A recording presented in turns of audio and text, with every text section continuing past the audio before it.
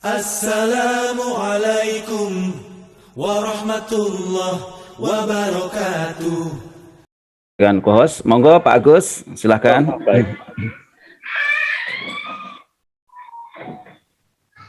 Oke, matur nuwun Pak Gede.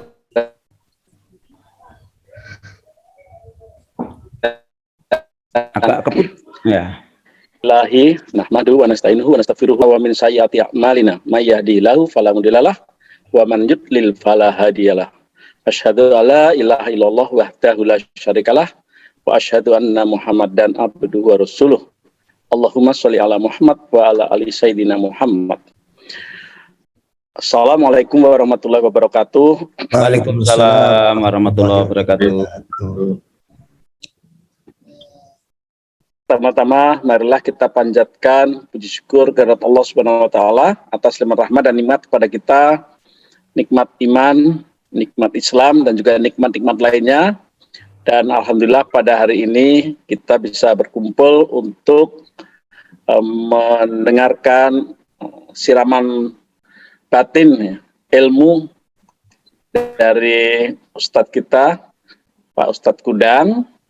Untuk itu kami sampaikan terima kasih juga kepada Pak Ustadz Kudang yang telah mengalokasikan waktunya, dan supaya tidak membuang-buang waktu, untuk itu kita langsung saja kami persilahkan pada Pak Ustadz Kudang untuk menyampaikan materinya. Demikian kami persilahkan Pak Ustadz Kudang. Alhamdulillah, syukron Pak Agus Bono, Pak Profesor Agus Bono atas introduksi dan bersedia menjadi moderator dalam acara ini. Bismillahirrahmanirrahim. Alhamdulillahirabbil alamin. Assalatu wassalamu alal asrofil anbiya wal mursalin sayyidina Muhammadin wa ala alihi washabihi ajmain. Qalu subhanaka la ilma lana illa ma 'allamtana innaka antal alimul hakim. Qul atiiullah wa rasul la'allakum turhamun. Shadaqallahul adzim. Assalamualaikum warahmatullahi wabarakatuh. Waalaikumsalam warahmatullahi wabarakatuh. Alhamdulillah wa syukurillah wa binikmatillah wal iman wal islam wa syihat wal afiyah wassalamah wa barakah. Allahumma barik lana fi sya'bana wa balighna Ramadan. Alhamdulillah kita masih diberi sehat, diberikan kelonggaran waktu, diberikan kesehatan badan, jasmani dan rohani, sehingga hari ini kita bisa masih sama-sama melakukan litukabirullah ala mahadakum wa la'allakum tashkurun, yaitu mempelajari, mentadaburi apa-apa yang telah Allah berikan kepada kita, yaitu berupa Al-Quran, berupa rambu-rambu kehidupan yang bermanfaat, sehingga kita termasuk orang-orang yang bersyukur. La'allakum tashkurun. Kita mudah-mudahan dengan bersyukur itu, la in syakartum la azidannakum. Barang siapa bersyukur maka ditambah nikmatnya, dan kita berharap nikmat ini menjadi penguat kita, terutama menjelang puasa di bulan mulia, bulan Ramadan yang penuh berkah.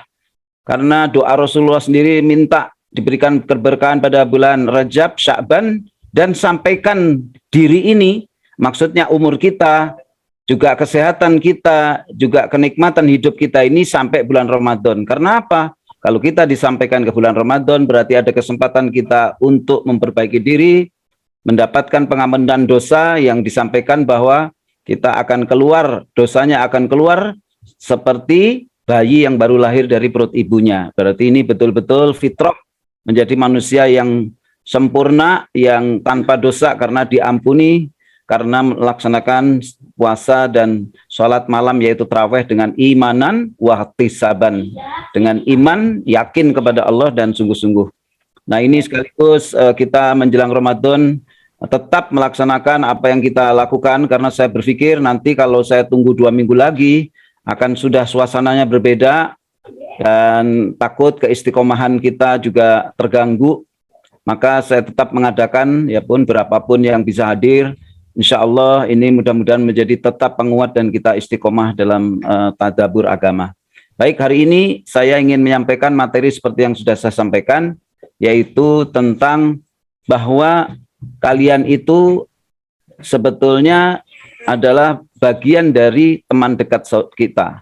Jadi prinsip diri kita, jati diri kita, pola pikir kita, tabiat kita, ya itu adalah teman dekat. Dan ini hadis Rasulullah SAW. Oleh karena itu akan saya tampilkan materinya sehingga lebih mudah diikuti dan kita lebih mudah untuk mempelajarinya ulang apabila nanti ada pertanyaan. Baik, sekali lagi yang hadir saya ucapkan Assalamualaikum warahmatullahi wabarakatuh. Semoga sehat selalu. Baik, saya akan coba ya.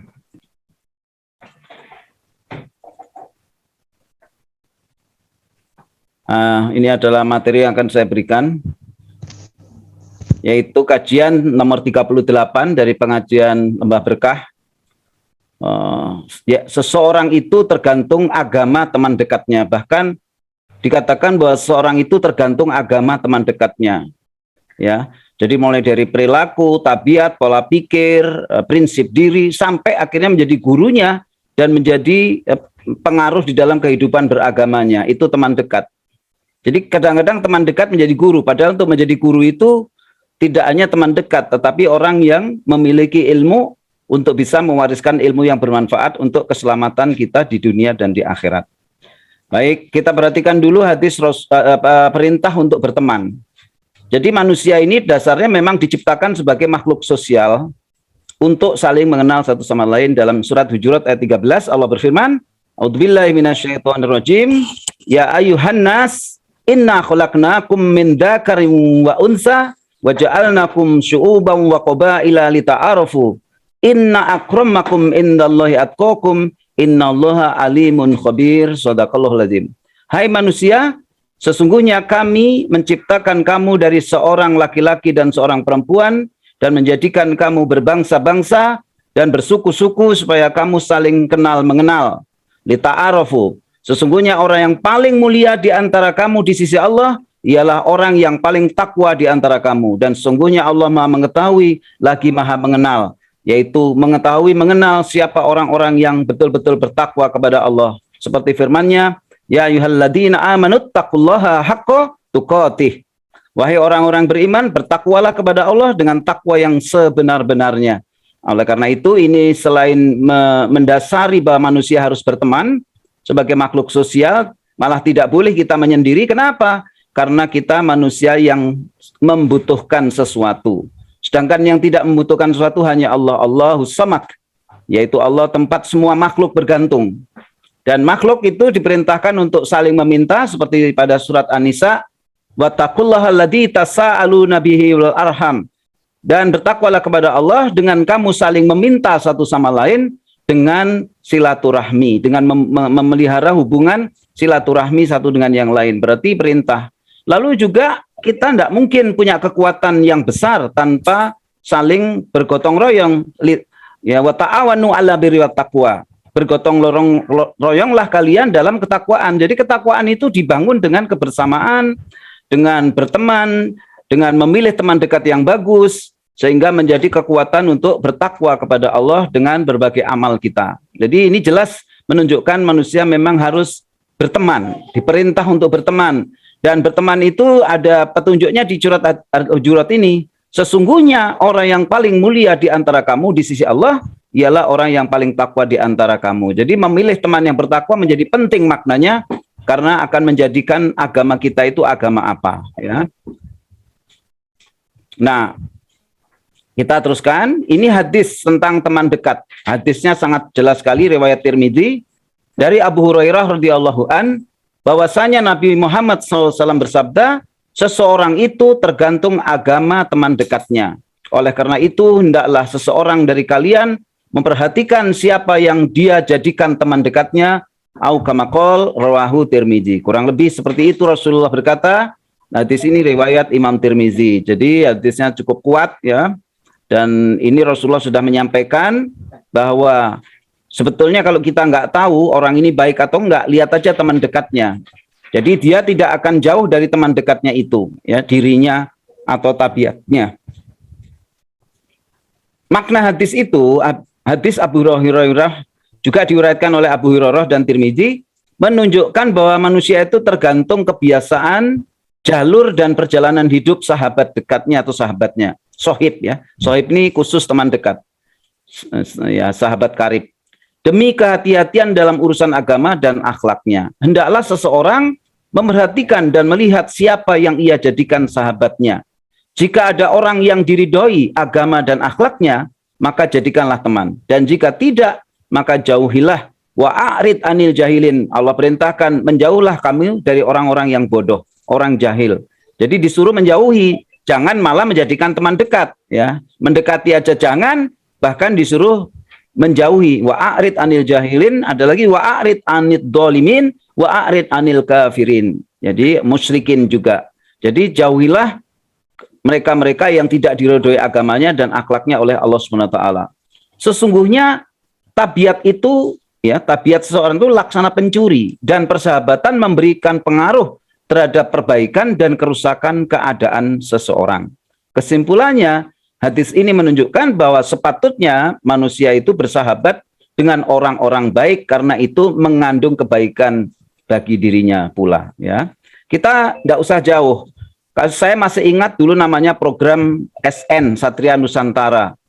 Karena itu istri saya ikut, ya, istri saya yang sebelumnya. Itu ikut Satria Nusantara. Dan ternyata memang mengapa mereka perlu berlatih bersama? Karena untuk melatih pernafasan itu perlu collective power.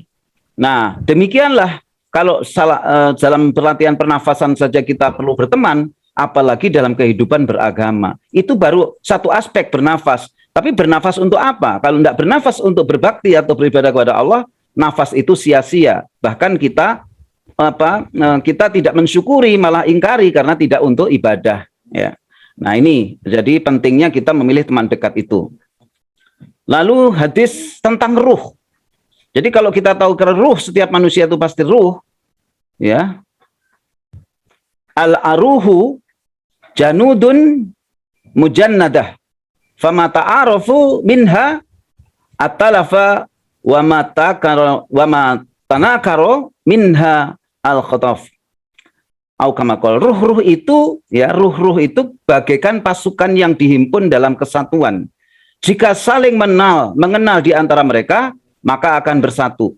Dan yang saling merasa asing di antara mereka, maka akan berpisah. Au kama qala rawahu Muslim. Jadi riwayat Muslim. Jadi ruh itu nggak bisa dibohongin. Kalau dia dihimpun dalam satu kesatuan yang sama, prinsip hidupnya, pola pemikirannya, jati dirinya, tabiatnya, agamanya, ya mereka itu akan terkumpul jadi satu. Tapi kalau mereka saling merasa asing, kok begini ya cara berpikirnya, kok begitu ya dia punya prinsip. Nah, itu nggak akan bisa, mereka tidak akan bisa bersama, bahkan akan saling berpisah. Rawahu Muslim. Jadi pada dasarnya kenapa orang tetap begitu? Karena hawa nafsunya, karena kesenangannya yang tidak selalu berorientasi kepada ridho Allah, sehingga kadang-kadang mengalahkan si ruh yang sebetulnya ingin berkumpul sama orang soleh, sama orang yang baik. Qatadah rahimahullah berkata, sesungguhnya kami demi Allah belum pernah melihat seseorang menjadikan teman buat dirinya kecuali yang memang menyerupai dia. Ya, jadi dikatakan demi Allah belum pernah melihat seseorang menjadikan teman buat dirinya, ya teman dekat maksudnya, kecuali yang memang menyerupai dia. Maka bertemanlah dengan orang-orang yang soleh dari hamba-hamba Allah, ya, agar kamu digolongkan dengan mereka atau menjadi seperti mereka. Ya, di sini disampaikan atau menjadi seperti mereka. Nah, digolongkan dengan mereka atau menjadi seperti mereka. Al-Banah, ya, dijelaskan di sini. Jadi memang ruh itu pasti memilih sebetulnya. Dia ingin dalam suatu circle atau lingkaran yang memang kompatibel, resonan satu sama lain begitu.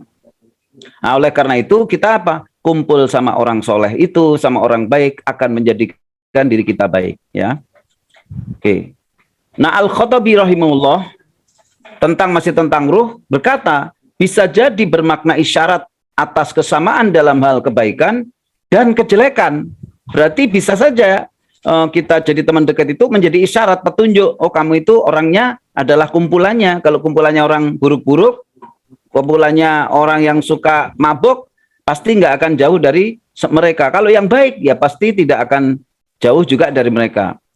Ya, serta perbaikan dan kerusakan, dan bahwasanya manusia yang baik akan rindu, punya rasa rindu kepada jenisnya yang baik pula. Sedangkan yang jelek, dan semisal, maka akan condong ya rindu kepada yang sejenisnya pula. maka para roh akan saling mengenal sehingga akan dianggap akan hinggap sesuai dengan tabiat yang telah diciptakan di atasnya dari kebaikannya maupun dari kejelekannya. Maka apabila telah cocok maka akan saling mengenal, dan apabila berbeda maka akan saling mengingkari. Dari nukilan Al-Fat Juz 3 halaman 199 ya. Jadi ini pentingnya kita memilih teman ya. Nah, kemudian Al-Qutubi menjelaskan dalam bentuk sesuatu yang bisa disarikan ya, bahwa pertama jiwa yang berusaha berjihad di jalan Allah maka akan senang berkumpul dengan jiwa-jiwa yang berjihad di jalan Allah. Pasti. Jiwa yang suka berderma maksudnya bersedekah dan baik hati akan cinta kepada yang semisalnya dan akan merasa condong kepadanya. Begitu pula jiwa yang berlebihan memandang dunia dalam kehidupan ini atau hubud dunia, dia pun akan merasa nyaman dan condong kepada jiwa yang setipe dengannya. Jadi sebetulnya kita bisa evaluasi diri kita. Kalau kita senangnya orang-orang kelompok tertentu, kita bisa refleksi diri. Ya kita itu seperti mereka pada dasarnya. Nggak mungkin kita cocok kecuali kita seperti mereka. Gitu. Ya ini saya rasakan betul ya. Saya rasakan betul kadang-kadang kalau saya ada dalam suatu siklus atau dalam suatu kumpulan yang memang nggak sepemikiran, rasanya nggak betah, pengen pulang aja saya itu. Padahal saya disuruh memberikan ceramah di lingkungan itu. Tapi di lingkungan itu pembicaraannya sesuatu yang kita memang nggak cocok ya, kita nggak betah rasanya, pengen cepat selesai ngasih ceramah saya pulang begitu. Nah ini kejadian betul. Berarti memang semua orang terjadi. Cuman apakah dia jujur dengan dirinya? Apakah syahwatnya tidak mengalahkan kejujuran dirinya? Nah ini kembali kepada masing-masing ya tadi itu bagaimana dirinya. Sedangkan jiwa yang tidak baik akan berkawan dengan yang sejenis dan condong kepadanya, serta akan menjauh dari setiap jiwa yang berlawanan dengannya. Ya, jadi kadang-kadang orang menghindari orang soleh, menghindari ulama, karena memang sudah tidak ada kompatibilitas sama orang soleh. Bahkan orang soleh dianggap sebagai penghalang hidup, sebagai orang yang kolot, orang yang menyulitkan kehidupan ini, gitu. Nah itu kondisi yang disebutkan oleh Imam Al-Qutubi rahimahullah. Oke. Nah, siapa yang teman dekat itu? Nah, ini yang perlu kita sekarang di era digital. Teman dekat bukan hanya teman duduk secara fisik atau teman luring, ya, teman luring, tapi bisa juga teman dekat yang ada di dunia maya, yaitu daring. Karena apa? Banyak orang-orang itu yang menjadi teman dekat secara daring dan ternyata walaupun tidak bertemu secara fisik, face to face, mereka bisa melakukan perbuatan yang buruk-buruk ya. Saya ambil contoh aja, yaitu contoh-contoh orang-orang yang suka berbuat sesama jenis. Itu sampai berbuat demikian itu karena apa? Karena mereka saling menonton dari YouTube, saling menonton dan saling memperagakan dirinya melalui media. Jadi memang yang disebut teman dekat itu bukan hanya teman yang itu fisik, tapi teman secara daring ya, secara online di dunia maya yang seirama, sepemikiran ya dengan kita. Urgensi memilih teman menjadi semakin sangat ditekankan di era digital ini. Kalau dulu masih hanya terbatasi kepada teman-teman yang bisa bertemu fisik, tapi sekarang sangat luar biasa. Dan yang paling mengerikan adalah anak-anak kita yang masih muda-muda ini, karena mereka sudah pandai memakai teknologi, orang yang sudah melek teknologi, kadang-kadang kita lupa bagaimana memilih teman yang baik. Ya. Sebab mereka ini sangat berperan besar dalam pembentukan pribadi dan cara berpikir kita. Sahabat Abu Darda radhiyallahu an berkata bahwa di antara bentuk kecerdasan seseorang adalah selektif dalam memilih teman berjalan, teman bersama dan teman duduknya, apalagi memilih istri suami. Loh, kadang-kadang ada orang itu yang malah lebih dekat sama seseorang melebihi istri dan suaminya. Itu banyak. Ada agama-agama yang aneh ya. Sampai dia ngaji, itu aliran si gurunya meminang seorang perempuan yang punya suami. Katanya, kamu nggak perlu izin suami. Karena yang menjadi walinya di sini saya sebagai gurunya. Ada itu, kejadian itu. Ya, di Bogor juga. Jadi hati-hati. Suami istri itu teman paling sedekat-dekatnya teman. Karena harus satu prinsip, satu tabiat, satu itikat, ya, satu iman. Kalau enggak, akan menjadi problema yang besar. Bahkan perkawinannya tidak sah, ya, apabila berbeda agama itu dalam Islam. Sebab teman duduk, ya, boleh dikatakan juga sebagai teman akrab. Teman yang dalam perjalanan hidup nanti akan sangat berpengaruh terhadap pola pikir, watak, perilaku, dan kebiasaan. Jika teman kita baik, insya Allah kita akan terkondisikan ikut menjadi baik. Dan bahkan yang kitanya buruk bisa hijrah menjadi yang baik. Sebaliknya jika buruk, maka kita akan ikut menjadi buruk. Nah, Allah sudah menyatakan, Allahu waliyul ladzina amanu yukhrijuhum minadh dhulumati ilan nur. Allah itu walinya orang beriman yang mengeluarkan dari gelap menuju yang terang. Sehingga memang Allah ngumpulin orang-orang yang diangkat menjadi orang-orang yang terang mendapat nur Allah, yaitu dengan cara menghijrahkan mereka. Gimana? Dicarikan teman yang soleh, dipertemukan dengan orang yang baik, dipertemukan dengan istri yang soleh atau suami yang soleh, sehingga menjadi orang yang baik. Ya. Nah, dengan demikian Allah terus kemudian walladzina kafaru auliya'uhum taghut. Sedangkan orang-orang kafir, teman dekatnya, aulianya itu siapa? Tohut, setan-setan itu. Jadi kalau kita berteman dengan mereka, bisa jadi menjadi temannya setan. Ya, begitulah. Nah, ini tentang hadis dari sahabat Abu Darda. Kemudian, siapa teman sejati? Bisa dikatakan bahwa teman dekat bisa sekaligus berperan sebagai guru. Jadi, jangan lupa, kadang-kadang mereka bukan guru, tapi karena saking dekatnya, apa saja yang menjadi nasihat dia menjadi guru. Ya, dan itu akan menjadi problema buat kita. Karena sulit membedakan antara guru, walaupun istilahnya kita nggak bisa sebut sebagai teman saja, lebih dari itu karena dia memberikan apa? Memberikan nasihat-nasihat agama, memberikan petunjuk-petunjuk yang bermanfaat untuk kita hidup selamat di dunia dan akhirat. Ini senada dengan pendapat Sohibul Maulid Al-Imam Al-Habib Ali bin Muhammad Al-Habsyi yang mengatakan bahwa yang menyebabkan seseorang itu sulit menerima nasihat adalah salah dalam memilih pekerjaan serta salah dalam memilih kawan. Jadi orang itu sulit terima nasihat itu karena salah memilih kawan, milih pekerjaan. Nah, pekerjaan kan tempat kita bersilaturahmi juga, berinteraksi dengan orang. Nah, pekerjaan yang dimana kumpulan orang-orang yang tidak bagus, maka akan menjadi dia itu sulit menerima nasihat. Kenapa? Karena justru dia mendapatkan nafkah dari pekerjaan itu, sehingga sulit bagi dia untuk menerima sesuatu yang akan mengkhawatirkan kehidupan ekonominya. Nah, juga memilih kawan. Kenapa? Karena kawan itu cenderung kepada apa yang menjadi kesukaannya. Nah, itu. Jadi, padahal ad-dinu nasihat, agama itu intinya adalah nasihat. Justru kita sulit menerima nasihat itu karena salah ya dari Al-Imam Al-Habib Ali bin Muhammad Al-Habsyi menyatakan bahwa orang itu sulit menerima nasihat karena memilih pekerjaan yang salah serta salah memilih kawan. Entah itu nasihat baik atau nasihat buruk, semua kebanyakan berasal dari teman terdekat. Artinya, baik buruknya agama seseorang benar-benar tergantung dari teman dekatnya. Jadi bukan hanya guru, kita berguru yang baik, tapi temannya orang-orang buruk-buruk, ya lama-lama bisa kita yang kalah. Kan banyak orang-orang yang berguru di pesantren bagus, terkenal, akhir hidupnya alhasil wafatnya su'ul khotimah. Ya.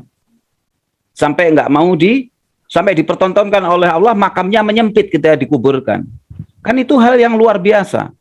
Bumi aja menolak seorang ruh yang melawan Allah. Itu. Teman sejati adalah mereka yang mampu menjadikan ikatan perkawanan untuk saling mendorong ke arah ketakwaan. Dan pertemanan karena Allah itu termasuk dalam 7 golongan yang kelak mendapat naungan di hari kiamat ketika tiada naungan sama sekali. Itu salah satu orang yang dilindungi ketika yaumil kiamah di padang mahsyar, orang nggak ada pelindungan kecuali yang 7 ini. Ya, nanti ada naungan sama sekali. Oke. Nah, itulah maknanya, ya. Jadi pentingnya.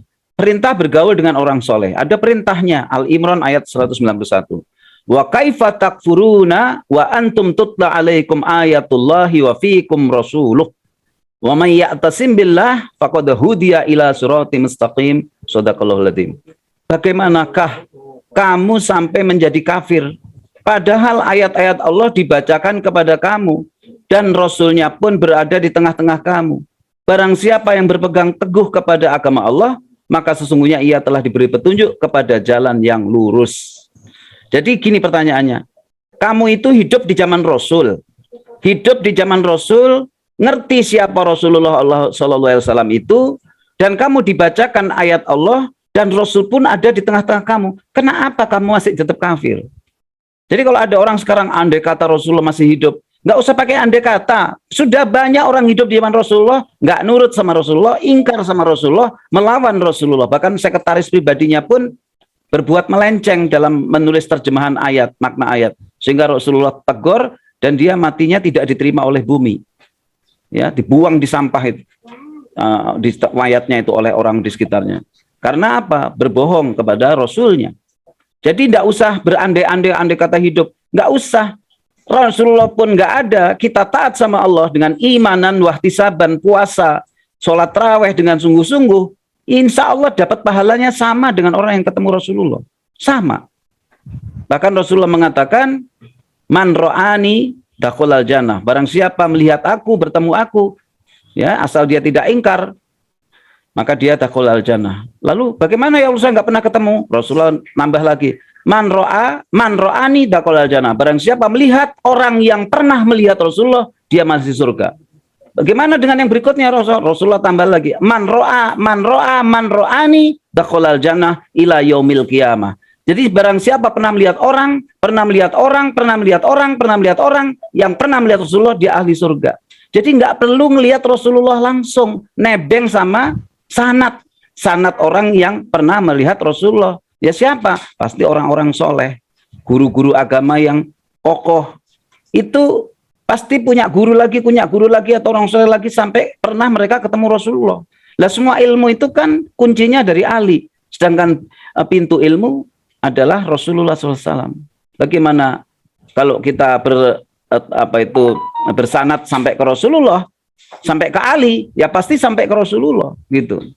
Jadi bagaimana kalian itu jadi kafir padahal ayat Allah dibacakan kepada kamu dengar, dan Rasul pun ada di tengah-tengah kamu. Nah, rupanya karena mereka itu berpegang teguh kepada agama yang selain Allah, maka dia itu menjadi orang yang dibacakan Pak Agus, Mayyudlil falahadiyalah, ya, Mayyahdi falahadiyalah, wa mayyudlil falahadiyalah. Jadi barang siapa dia ingkar kepada Allah atau disesatkan oleh Allah, ya, itu maka tidak ada penolong baginya, karena dia memilih pelindung selain Allah. Dalam surat yang lain atau bahasa 19 Allah berfirman, ya ayyuhalladzina amanu taqullaha wa kunu ma'as shadiqin. Shadaqallahul adzim. Hai orang-orang beriman, bertakwalah kepada Allah dan hendaklah kamu bersama orang-orang yang benar. Jadi begini ya, saking pentingnya berteman soleh, ada orang itu menerima jabatan itu hati-hati banget. Walaupun jabatan itu bagus, tapi karena lingkungannya nggak bagus, dia memilih apa? Saya nggak mau Kenapa? Saya nggak aman di lingkungan itu. Karena apa? Ada risiko. Kalau saya nggak kuat, jadi mereka yang mewarnai kita, bukan kita yang mewarnai mereka. Jadi walaupun suatu jabatan itu bagus, bermanfaat, tapi kalau lingkungannya terlalu dominan, itu tidak sesuai dengan tuntunan agama atau bertentangan dengan jiwa kita, bisa jadi kita nanti hijrahnya ke arah yang lebih buruk. Jadi bukan selalu kita memikirnya, oh jabatan ini bagus, prospektif, tapi gimana lingkungannya? Penting ini, makanya orang-orang tertentu itu tidak mudah. Bahkan dia istighfar, astagfirullah ya Allah, astagfirullah, lindungi aku ya Allah. Bukannya senang dan syukuran kalau mendapat pejabat, tapi malah istighfar. Kenapa? Takut lingkungannya pas yang tidak kompatibel dengan tuntunan agama. Ya, karena warna kita itu akan ditentukan mereka. Nah, memang ciri-ciri orang demikian memang orang-orang nggak suka cari jabatan, ya, nggak meminta-minta jabatan, itu ciri-cirinya. Dan Rasulullah melarang loh meminta jabatan itu, Rasulullah melarang. Ya, oke. Nah, seterusnya keutamaan bergaul dengan orang alim. Nabi Muhammad SAW bersabda, barang siapa mengunjungi orang alim, maka seolah-olah ia telah mengunjungiku. Nah, karena hadis tadi itu kan, barang siapa berjabat tangan dengan orang alim, maka seolah-olah ia berjabat tangan denganku. Ini yang bicara Rasulullah langsung ya. Barang siapa duduk berdampingan dengan orang alim, maka seolah-olah ia duduk berdampingan denganku di dunia. Jadi nggak perlu pakai andai kata Rasulullah hidup, nggak usah duduk aja sama orang soleh. Sama seperti duduk dengan Rasulullah. Barang siapa duduk berdampingan denganku di dunia, maka ia akan duduk berdampinganku berdampingan denganku di hari kiamat. Bayangin, apa nggak selamat kalau duduknya sama Rasulullah? Disarikan dari Tanqihul Qol Hadis, ya, Al Hadis karya Syekh Nawawi Bantani, ulama besar Indonesia yang juga mengajar di Arab Saudi, ya, di Timur Tengah. Dan ini juga disyarahkan oleh Lubabul Hadis karya Imam Jamaluddin Asyuti, ulama besar juga itu. Ya. Oke, kita teruskan. Nah, kemudian siapa ulama itu? Ada ulama, ada hukama, ada kubarok nanti, ya. Jadi di dalam hadis, wa fi riwayati Tabrani an Abi Hanifah jalisul kubarok wasailu al ulama wa khalitu al hukama, ya, au kama qol. Dari riwayat Tabrani dari Abu Hanifah disebutkan, duduklah bersama kubarok, yaitu ulama besar, dan bertanyalah kepada para ulama serta bergaulah dengan hukama. Apa itu? Ahli hikmah, ahli hukum, orang bijak, karena saking banyaknya pengetahuannya tentang hikmah dan hukum, ya. Nah, orang yang bijak. Jadi ulama tempat bertanya juga bersama kubarok, ulama besar, artinya ulama yang besar dalam arti memang dikenal masyarakat banyak, ilmunya sangat luas sehingga bisa diterima, seperti Bantani itu kubarok. Kenapa? Dia bukan hanya di Indonesia, di Saudi Arabia, di Timur Tengah, di Kairo, bahkan turunan Nabi pun para habaib itu memegang kitabnya, menggunakan kitabnya karangan Imam Al-Bantani. Nah, itu kubarok itu. Bahkan dia juga orang bijak juga, ukama, bahkan ulama, ya. Kemudian dalam hadis yang lain, qala alaihi assalam, dari berkata Rasulullah SAW, ya, hendaknya engkau berkumpul dengan ulama dan patuhi terhadap ahli hukama, karena sesungguhnya Allah akan menghidupkan hati yang mati dengan cahaya hikmah, sebagaimana Allah menyuburkan pepohonan tanah gersang dengan air hujan. Jadi yang merintahkan Rasulullah berkumpul dengan ulama dan patuhi terhadap ahli hukama, hukama tadi orang bijak, karena sesungguhnya Allah akan menghidupkan hati yang mati ini, hati yang tadinya mati, hati kita, na'udzubika min dzalik, dengan cahaya hikmah, sebagaimana Allah menyuburkan pepohonan tanah gersang dengan air hujan. Nah, jadi kalau orang nggak hobi bertanya, berkumpul sama ulama, ya itu rugi dirinya sendiri. Allah karuniakan ulama yang tidak di setiap tempat ada, dia malah menyia-nyiakan, itu rugi. Itu. Tapi kalau ada orang terkenal, pejabat terkenal, wah kita rebutan pengen datang. Kalau ulama, ya kita nggak terlalu sesemangat mereka. Lah ini kekeliruan, tipuan dunia seperti ini. Gitu. Ya. Oke, kategori ulama soleh. Nah, kategori ulama soleh itu ada apa? Ada namanya ulama, orang alim pengetahuannya luas tentang hukum-hukum Allah, dan mereka itu berhak memberikan petunjuk, nasihat, dan akhlaknya sesuai dengan apa yang mereka ketahui. Karena ada ulama yang ulama buruk. Jadi pengetahuannya banyak, tapi akhlaknya bertentangan dengan pengetahuannya, disebut ulama Itu ulama, ya. Ini berarti ulama yang hak. Kemudian ada hukama, tadi disebut orang yang mengetahui apa? Zat Allah. Berarti apa? Ma'rifat. Mengenal Allah, ma'rifatullah.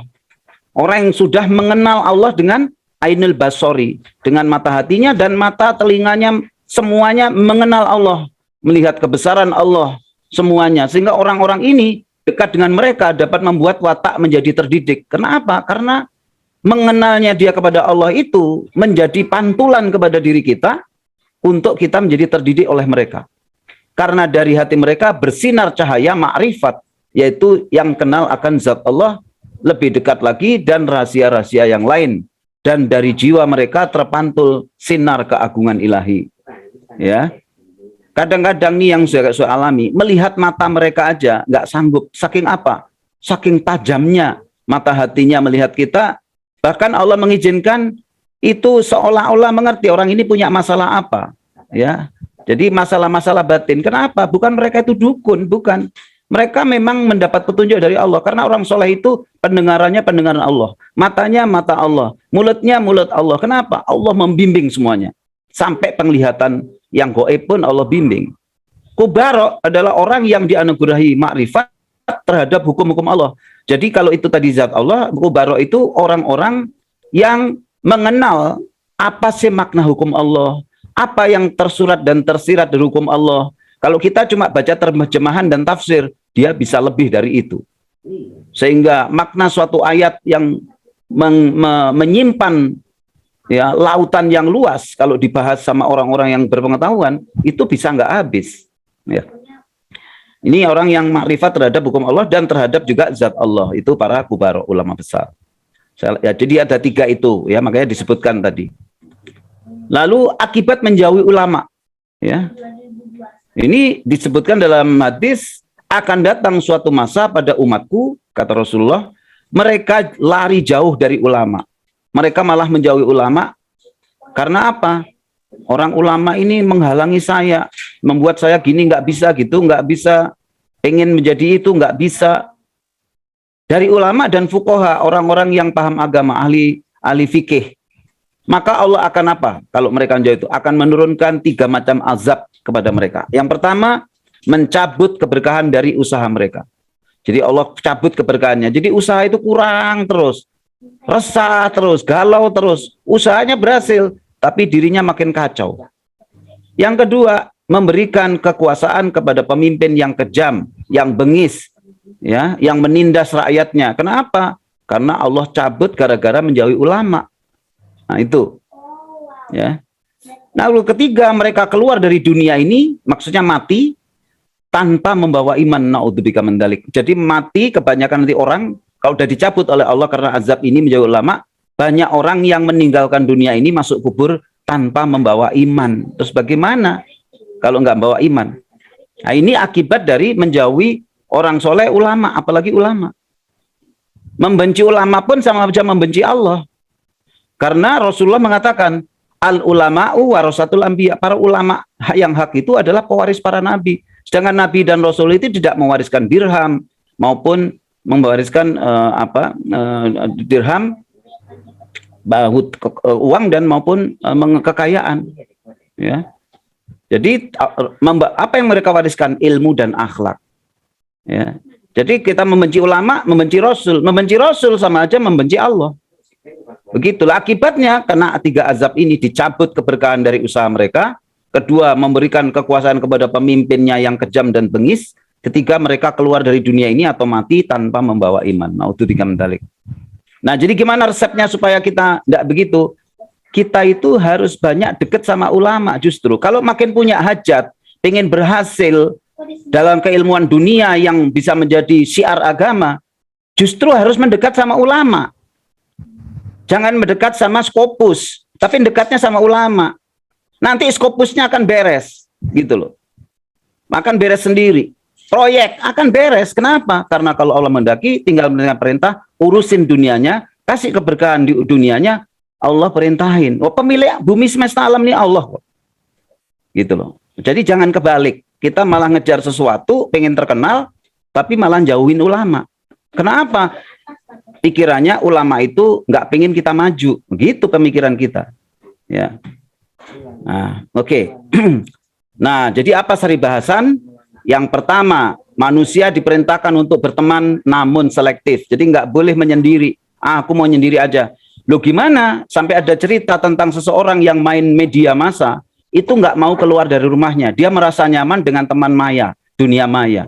Jadi kayak makanan dia pesan nanti dikirim lewat jendela. Makanan dia ini begitu sampai nggak mau bergaul, sampai anak itu akhirnya dewasa. Ya, diceritakan kejadian seseorang Afrika yang tinggal di Inggris. Saya pernah melihat ceritanya. Jadi mereka akhirnya menjadi orang yang bodoh, terisolir dan akhirnya mudah sekali dibully oleh orang lain. Kasihan sekali di akhir hidupnya. Lalu apa? Teman dekat adalah teman tempat berbagi rasa. Bayangin kalau berbagi rasanya sama orang yang prinsipnya buruk, waduh, kita bisa disesatkan itu. Tahu kalau kita lagi butuh.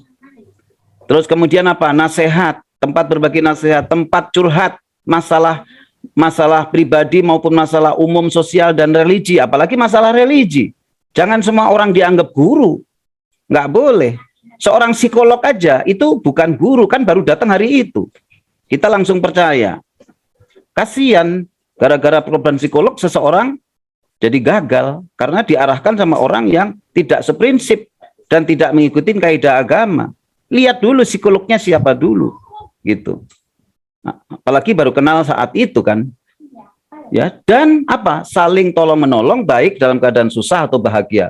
Dan tulus berteman karena Allah. Jadi semua inna sholati wa nusuki wa mahyati lillahi rabbil alamin. Jadi berteman pun karena Allah, bukan karena kekayaannya, bukan karena jabatannya, tapi karena Allah. Demikian pula kita berteman dengan driver kita. Kita berteman dengan satpam yang jaga pintu masuk di kantor-kantor kita. Karena Allah, jangan mentang-mentang satpam kita lewat aja. Itu kan sudah kewajiban mereka. Menghormatin kita, bukain pintu. Loh, mereka punya hak loh diucapin salam, assalamualaikum. Punya hak mereka disedekain senyum kita. Seneng banget. Oh, pimpinan mau ya ucapin assalamualaikum. Pimpinan mau ya senyum. Kita kadang-kadang lupa kan. Mereka itu bagian dari kehidupan kita. Jadi jangan melihat orang itu milih-milih assalamualaikum kalau sama pimpinan doang, sama bawahan kagak, ngajak makan kalau sama temen satu level, begitu sopir nggak diajak makan. Nah ini bahaya. Kita sudah pilih-pilih nih. Rasulullah itu pembantunya nggak makan bareng. Begitu Rasulullah mengajarkan. Ya. Teman dekat akan sangat berpengaruh terhadap pola pikir, watak, perilaku, kebiasaan, dan bahkan agamanya. Salah satu sebab seorang sulit menerima nasihat adalah salah memilih pekerjaan serta salah dalam memilih kawan. Sehingga apa? Perlu memilih teman yang senantiasa mengajak kita bertakwa kepada Allah, yaitu orang soleh, soleha, ulama, hak, hukama, dan kubaro. Akibat menjauhi atau meninggal ulama yang hak adalah keburukan dunia dan akhirat bagi yang menjauhinya. Demikian Bapak Ibu sekalian, mohon maaf aku lu qouli hadza wa astaghfirullahi li wa lakum. Assalamualaikum warahmatullahi wabarakatuh. Waalaikumsalam warahmatullahi wabarakatuh. Waalaikumsalam warahmatullahi.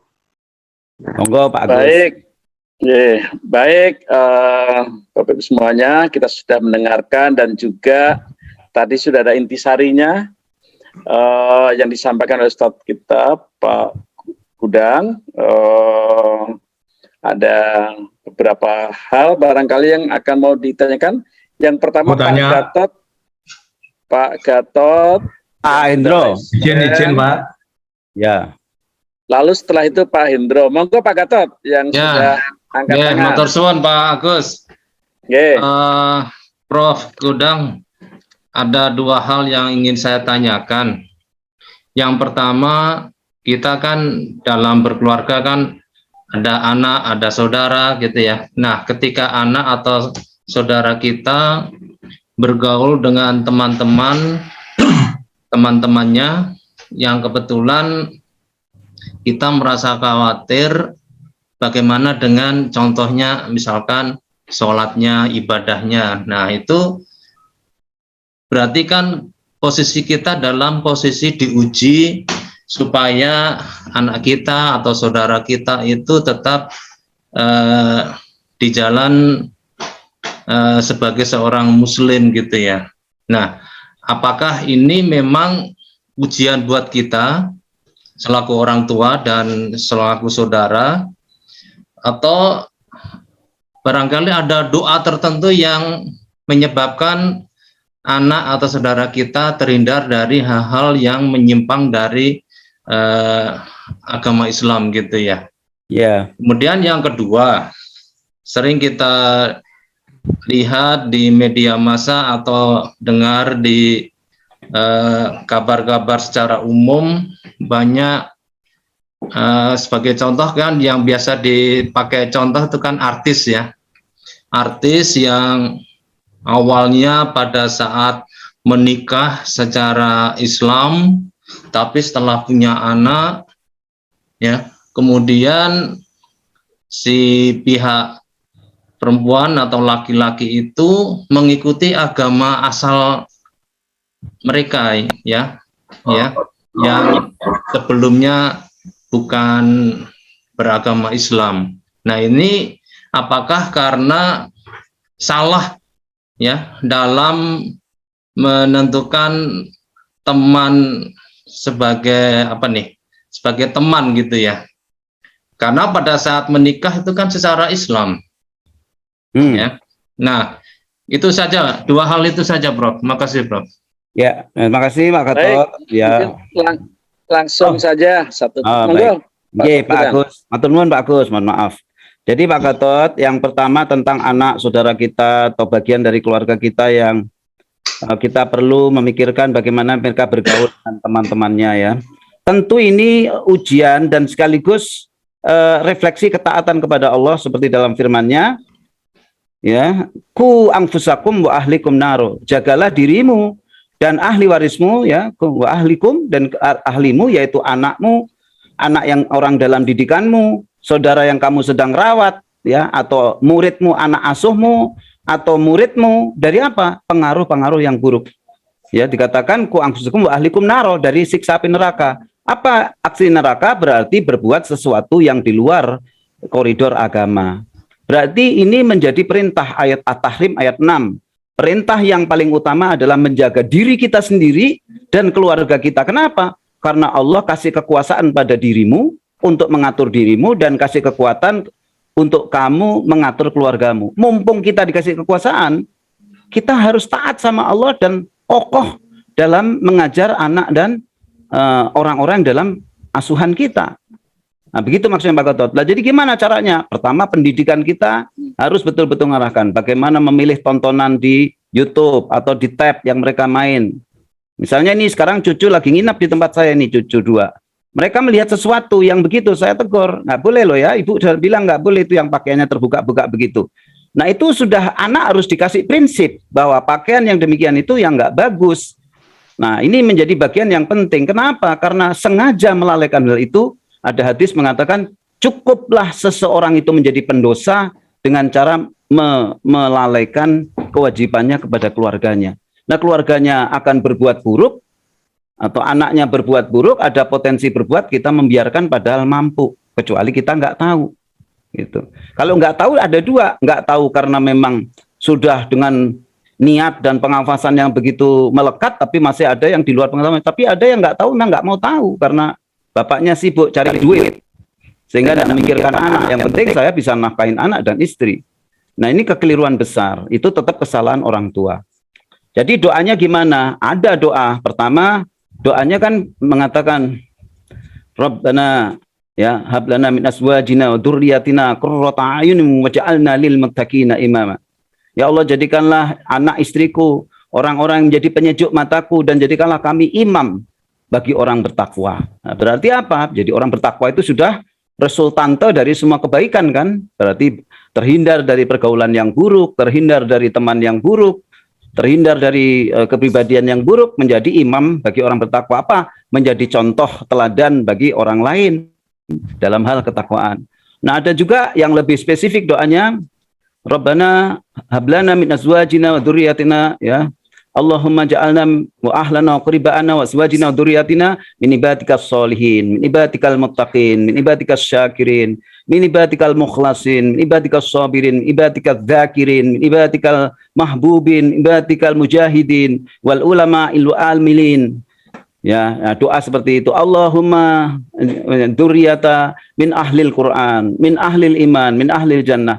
Ya, kalau doa seperti itu selama di luar sholat tidak harus dalam bahasa Arab, walaupun itu afdol. Tapi sah karena apa? Karena sesuatu di luar sholat.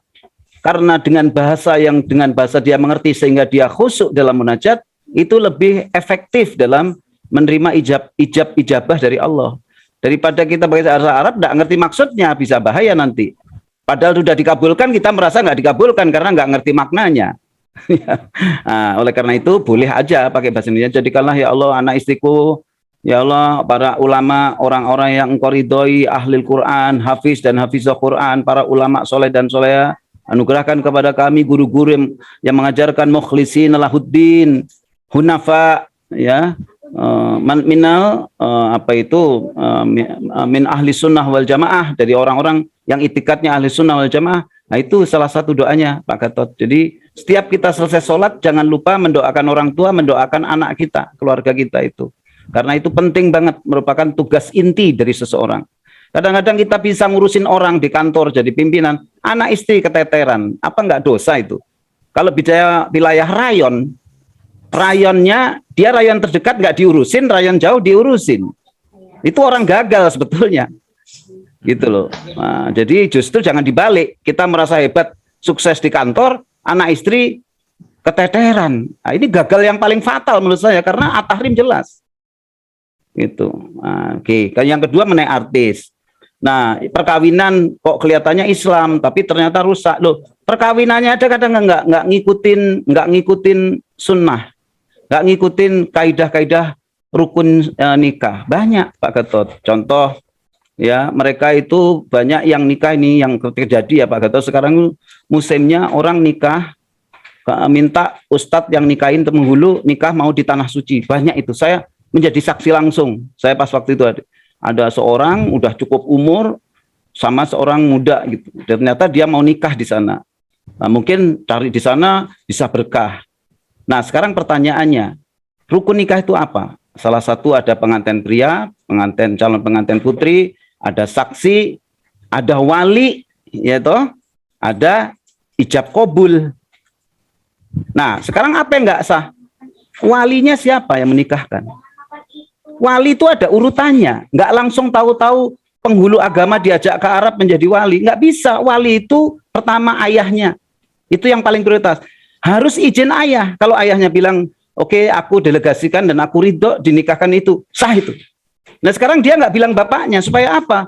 Supaya pernikahan ini nggak dihalangi oleh bapaknya. Banyak kayak gituan. Jadi kenapa? Alhasil pernikahannya juga nggak lama kan? Jadi urutannya wali itu satu bapaknya. Kalau bapaknya nggak ada, nggak bisa atau meninggal atau nggak tahan, siapa? Yang kedua kakeknya. Tuh, kedua itu kakek. Yang ketiga baru Pak D, Pak Le dari bapak, adiknya bapak atau kakaknya bapak. Yang keempat saudara laki perempuan, laki ya, lebih tua maupun lebih muda dari calon pengantin putri. Jadi kakaknya atau adiknya yang sekandung. Yang kelima baru pakai penghulu diwakilkan ke orang. Kalau semua itu nggak ada. Jadi nggak bisa, itu aja udah nggak sah sebagai rukun nikah. Pakai si wali, tapi wali yang tidak sepatutnya. Banyak, dan akhirnya ya nggak lama Pak Gatot. Nah, begitu. Jadi seperti itu. Nah, masalahnya sekali lagi ya, ini kita ambil aja walaupun ya sebagai agama saya nggak tahu pada saat itu agamanya apa. Seorang pemain bulu tangkis kita maestro Rudi Hartono 8 kali juara Wimbledon kan. Itu dia waktu itu dia suruh main film namanya Datangnya Sang Bidadari dan dia berhasil. Terus dikasih film lagi dia berhasil. Terus suatu saat Rudi Hartono menyatakan saya tidak akan meneruskan lagi main film. Terus diwawancara, mengapa Rudi kok tidak mau padahal engkau berhasil?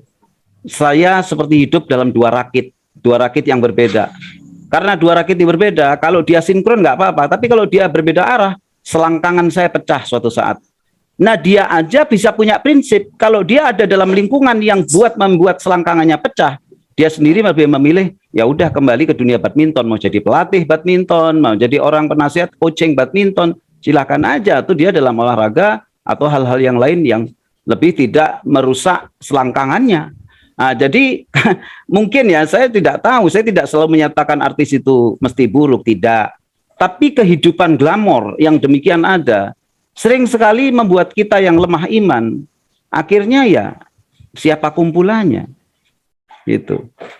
Ya, jadi ya kita memilih sesuatu harus pandai juga, karena komunitas kita menjadi warna kita. Sampai Rasul mengatakan begini ya, teman dekat dengan buruk itu. Rasul menyatakan kalau kamu dekat dengan parfum, kamu kecipratan wanginya. Kalau kamu dekat-dekat tukang las, kamu kemungkinan kecipratan las dan panas sekali bagi kamu terpecik itu. Jadi demikian Pak Gatot. Ya, pertama pernikahannya sendiri tidak sah secara rukun. Yang kedua bisa jadi tadi memang mereka berkumpul pada lingkungan yang kurang menguntungkan seperti yang dideskripsikan oleh Rudi Hartono, dan itu sangat menggugah hati saya. Ya benar, gitu. Misalnya ini saya sendiri, saya dulu tukang pemain band. Saya sampai SMA sampai IPB dulu masih tingkat TPB, tingkat S1, S2 awal masih main band saya. Tak pikir-pikir setelah saya mulai ngaji, saya bukan tidak senang musik. Saya sampai di sekarang penggemar musik, tapi di rumah. Tapi kalau saya manggung, saya takutnya saya nggak tahan ditepokin orang, GR. Terus nanti ada cewek yang mengeluh-ngeluhkan, kena. Juga ya. Nah, kesetrum juga, setrum luar dalam, kesetrum listrik udah pernah saya. Kesetrum listrik pernah. Peringatan ya.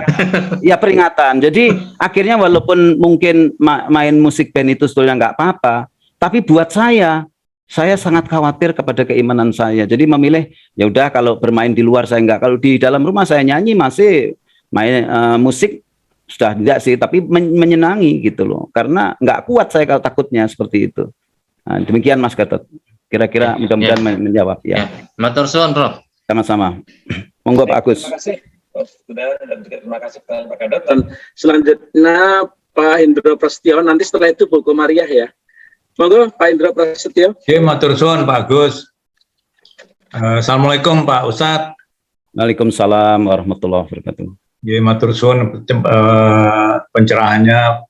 Ini mohon pencerahan lebih dalam lagi karena saya baru mengenal istilah-istilah seperti ulama. Kalau ulama udah sering, tapi kalau yang kayak hukomat sama kubaro. Nah, kubaro itu baru dengar. Nah, yang kaitannya kan lebih sering disebutnya kiai, syekh gitu, Ustadz. Ya. Nah, ini itu anunya di mana mereka itu derajatnya, apa di bawah hukum itu atau gimana? Ya. Itu aja Pak Ustadz. Ya. Baik, bismillahirrahmanirrahim. Oke. Jadi Pak Indro tadi kalau hukum sudah ada divisinya ya, tadi sudah ada. Yeah. Nah, itu saya kira, tapi mengenai kiai, syekh, al ustadz ya, dan macam-macam istilah lah sekarang itu, ada gus-gusan semua, gus ini, gus apa gitu. Betul. Ya, jadi gini Mas Indro, yang paling penting semua itu kan dikatakan orang bisa saja ilmunya itu segudang luar biasa, tapi yang kamu harus perhatikan adalah apa? Akhlaknya. Makanya Rasulullah bersabda, bu'istuli utamima makarimal akhlak. Aku ini diutus untuk membaguskan akhlak-akhlak mulia. Jadi kalau ilmu itu muaranya apa? Ilmu makin banyak, muaranya akhlaknya makin bagus. Jadi mau disebut ustadz kayak kiai kayak Mas Bendro, kalau memang itu terlihat bahwa akhlaknya akhlak-akhlak yang patut kita contoh dan betul-betul menerangi hati dan pikiran kita, cara pikir kita, maka walaupun tanpa gelar sekalipun, seperti Bilal nggak ada gelarnya, tapi Bilal itu jangan-jangan termasuknya orang-orang yang luar biasa dalam keimanan waktu pun nggak ada gelar. Nah, jadi syekh maupun ustadz sebagai disebut guru atau pengajar, tadi istilah-istilah itu tentunya itu bukan sembarangan. Pasti orang-orang yang memang dipandang memiliki kesolehan, derajat ketakwaan yang bagus dan ilmu yang memang patut kita belajar darinya ya, dan menjadi contoh. Mungkin bisa juga mereka itu seorang kubaro, bisa juga seorang hukama, bisa aja sebagai orang ulama ya, demikian. Jadi yang paling penting guru saya mengatakan jangan kalian terpengaruh oleh istilah-istilah itu. Lihat aja kalau akhlaknya menentang Quran, seorang ulama mengatakan misalnya boleh perkawinan antara laki Islam dengan perempuan non-muslim. Lah ayatnya di Quran, wala tangkihul musyrikatin hatta yu'min. Jangan kamu nikahi perempuan musyrik hatta sampai mereka itu beriman, mengucapkan kalimat syahadat. Ya.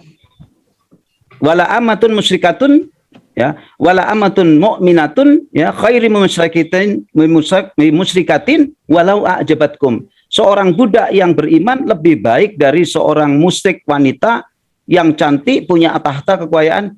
Sama Allah di dalam ayat itu disebutkan seorang budak perempuan yang muslimah lebih baik dari seorang wanita musyrik yang punya kekayaan, kecantikan, walau a'jabatkum, walaupun sangat menarik hatimu. Berarti memang itu menjadi ukuran akhlak ya. Nah, jadi kalau dia bertentangan sama Quran, ya udah kita nggak usah ikuti, walaupun dia dipanggil syekh, kiai, al-waliullah katanya. Waliullah jalan-jalan dengkulnya kelihatan, ya enggak waliullah itu pasti. Kalau waliullah itu tahu, oh ini aurat, laki-laki aurat tuh pusar sama dengkul ke bawah. Jadi pasti dia enggak akan sembarangan. Makanya ada hadis dikatakan hadis doif, yang doif bukan hadisnya. Yang menarasikan hadisnya itu pernah ditemukan sambil makan sambil jalan, minum sambil jalan. Itu aja mereka curiga, orang ini kok enggak warok ya. Kan Rasulullah mengajarkan makan tuh duduk.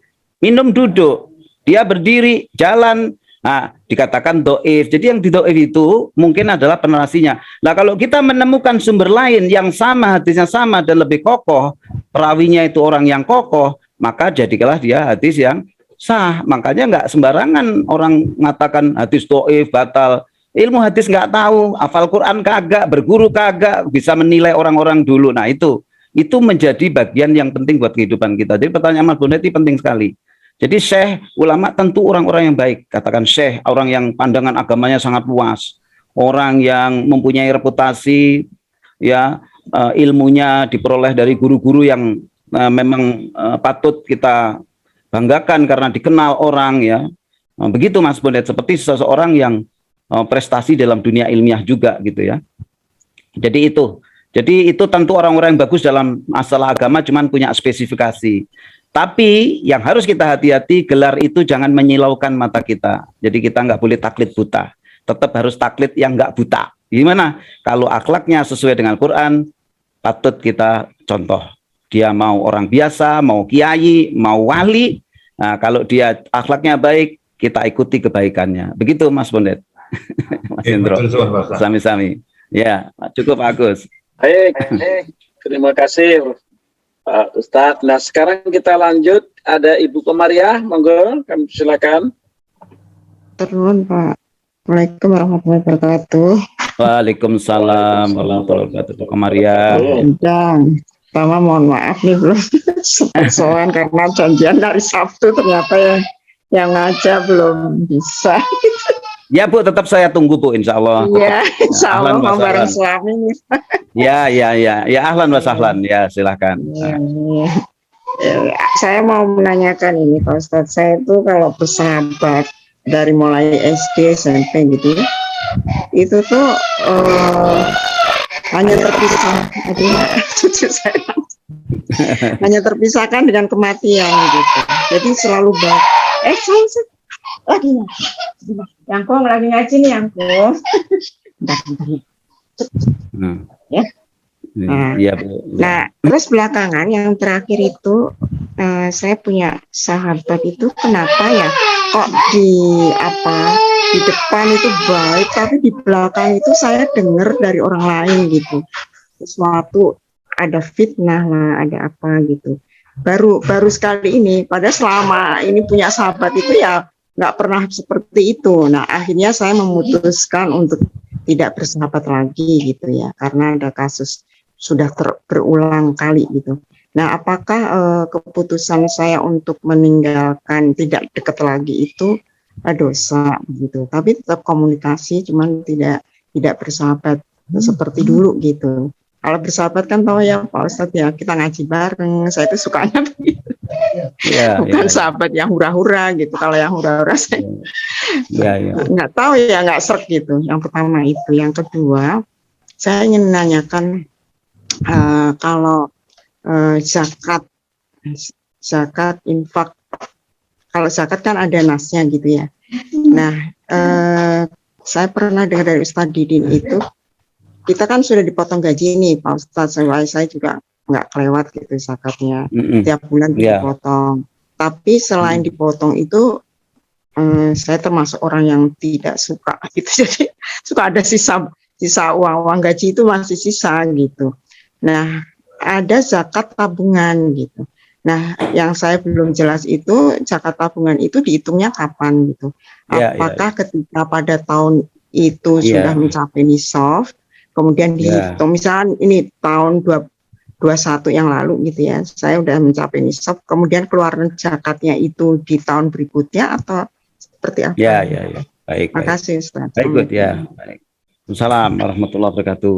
Begini Bu, teman itu ketika kita melihat apa yang kita lihat dengan panca indera kita, sepengetahuan kita baik, kita jangan mudah mengambil keputusan asal dapat informasi dari teman. Kan harus ada kata ainul yakin, keyakinan karena melihat sendiri, bukan didengarkan semata. Kemudian ada hakul yakin, betul-betul kebenaran yang sudah diverifikasi, sudah divalidasi, memang benar adanya, sehingga keputusannya adalah keputusan yang highly validated ya. Jadi harus sama dengan kaidah ilmiah, nggak boleh cuma curiga, harus diteliti. Ungduru, perhatikan, teliti betul, apakah betul orang itu. Malah Rasulullah SAW itu, ada orang, ya Rasulullah aku telah bercuri, enggak, aku nggak percaya, mungkin mataku yang salah. Rasulullah aja, orang yang ngomong gitu, Rasulullah bilang, aku nggak percaya katanya, mungkin mataku atau pendengaranku yang salah. Karena apa? Rasulullah tidak mau prasangka buruk. Jadi kalau ibu hanya kata teman, itu tidak boleh mudah-mudah memutuskan kata teman. Jadi bahkan kalau kita datang ngomong itu, loh, kok saya tidak melihat seperti itu. Saya melihat dia orang baik, malah dibela supaya apa? Supaya juga tubayin, menjelaskan apa yang kita rasakan. Ini bisa saja orang kepada ibu baik karena ibu baik, tapi di depan orang lain dikatakan nggak baik. Nah, kecuali itu perkataan ulama. Nah, tadi itu yang tanyaan Pak Bonet. Kalau ulama yang ngomong, ya, orang-orang yang hukama, yang tahu dia itu orang-orang yang memang ahli ilmu, beramal sesuai ilmunya, itu harus kita perhatikan. Bahkan kalau dikatakan kita mau nikah sama seseorang aja, dia bilang itu nggak bagus, harus kita ikuti. Ya gitu. Jadi harus lihat dulu yang berkata siapa. Lalu kemudian apakah ibu sudah melihat buktinya. Kalau tanpa bukti, di dalam dunia kaidah saintifik pun kita harus melakukan riset sehingga kita punya bukti yang autentik bahwa itu benar-benar teman yang baik atau yang tidak baik, sehingga kita putuskan sesuatu. Jadi keputusan kita dan action kita ada. Jadi kalau saya selalu memilihnya, kalau dia nggak pernah saya lihat baik, saya tetap mengasumsikan dia baik, gitu Bu. Saya takut, kecuali kalau yang ngomong adalah orang soleh, ya, orang-orang yang memang bijak, kemudian juga atau kita menyaksikan sendiri keburukan itu, sehingga kita harus waspada. Tapi bahwa ibu waspada, ya waspada beda dengan prasangka buruk. Jadi waspada itu boleh. Jadi waspada berarti apa? Apa kata orang akan menjadi bagian daripada kehati-hatian atau warok tadi ya. Kita harus prudent dalam berpikir dia. Tapi memutuskan tadi mungkin harus hati-hati juga. Takutnya kita salah gitu. Ya, karena terjadi zaman Rasulullah seseorang tidak ada yang memakamkan karena dikatakan itu orang buruk.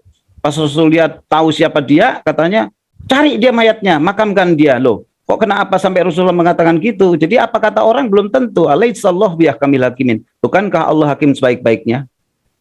Nah itu. Jadi itu ya Bu. Nah kemudian mengenai zakat. Nah ini zakat ini penting. Ya saya banyak sekali juga baca-baca bukunya Pak Habsidi Zaiduddin mengenai zakat ya. Sekali lagi zakat itu dasarnya kan dua. Apa yang diajarkan Rasulullah, yaitu zakat itu harus memenuhi haul dan nisab. Nisab itu besaran, haul itu waktu. Dan haul yang diajar Rasulullah adalah tahunan, jadi per tahun. Nah, kemudian nisabnya itu kalau dalam setahun dia mempunyai uang sebesar 85 gram emas, uangnya, maka wajib mengeluarkan zakat 2,5% dari uang yang dimilikinya itu. Ya, jadi kalau dia punya uang tunai lebih besar dari setara 85 gram emas, maka dia wajib zakat, wajib hukumnya. Zakat itu wajib bagi yang memenuhi nisab dan haul. Nah, saya kasih contoh.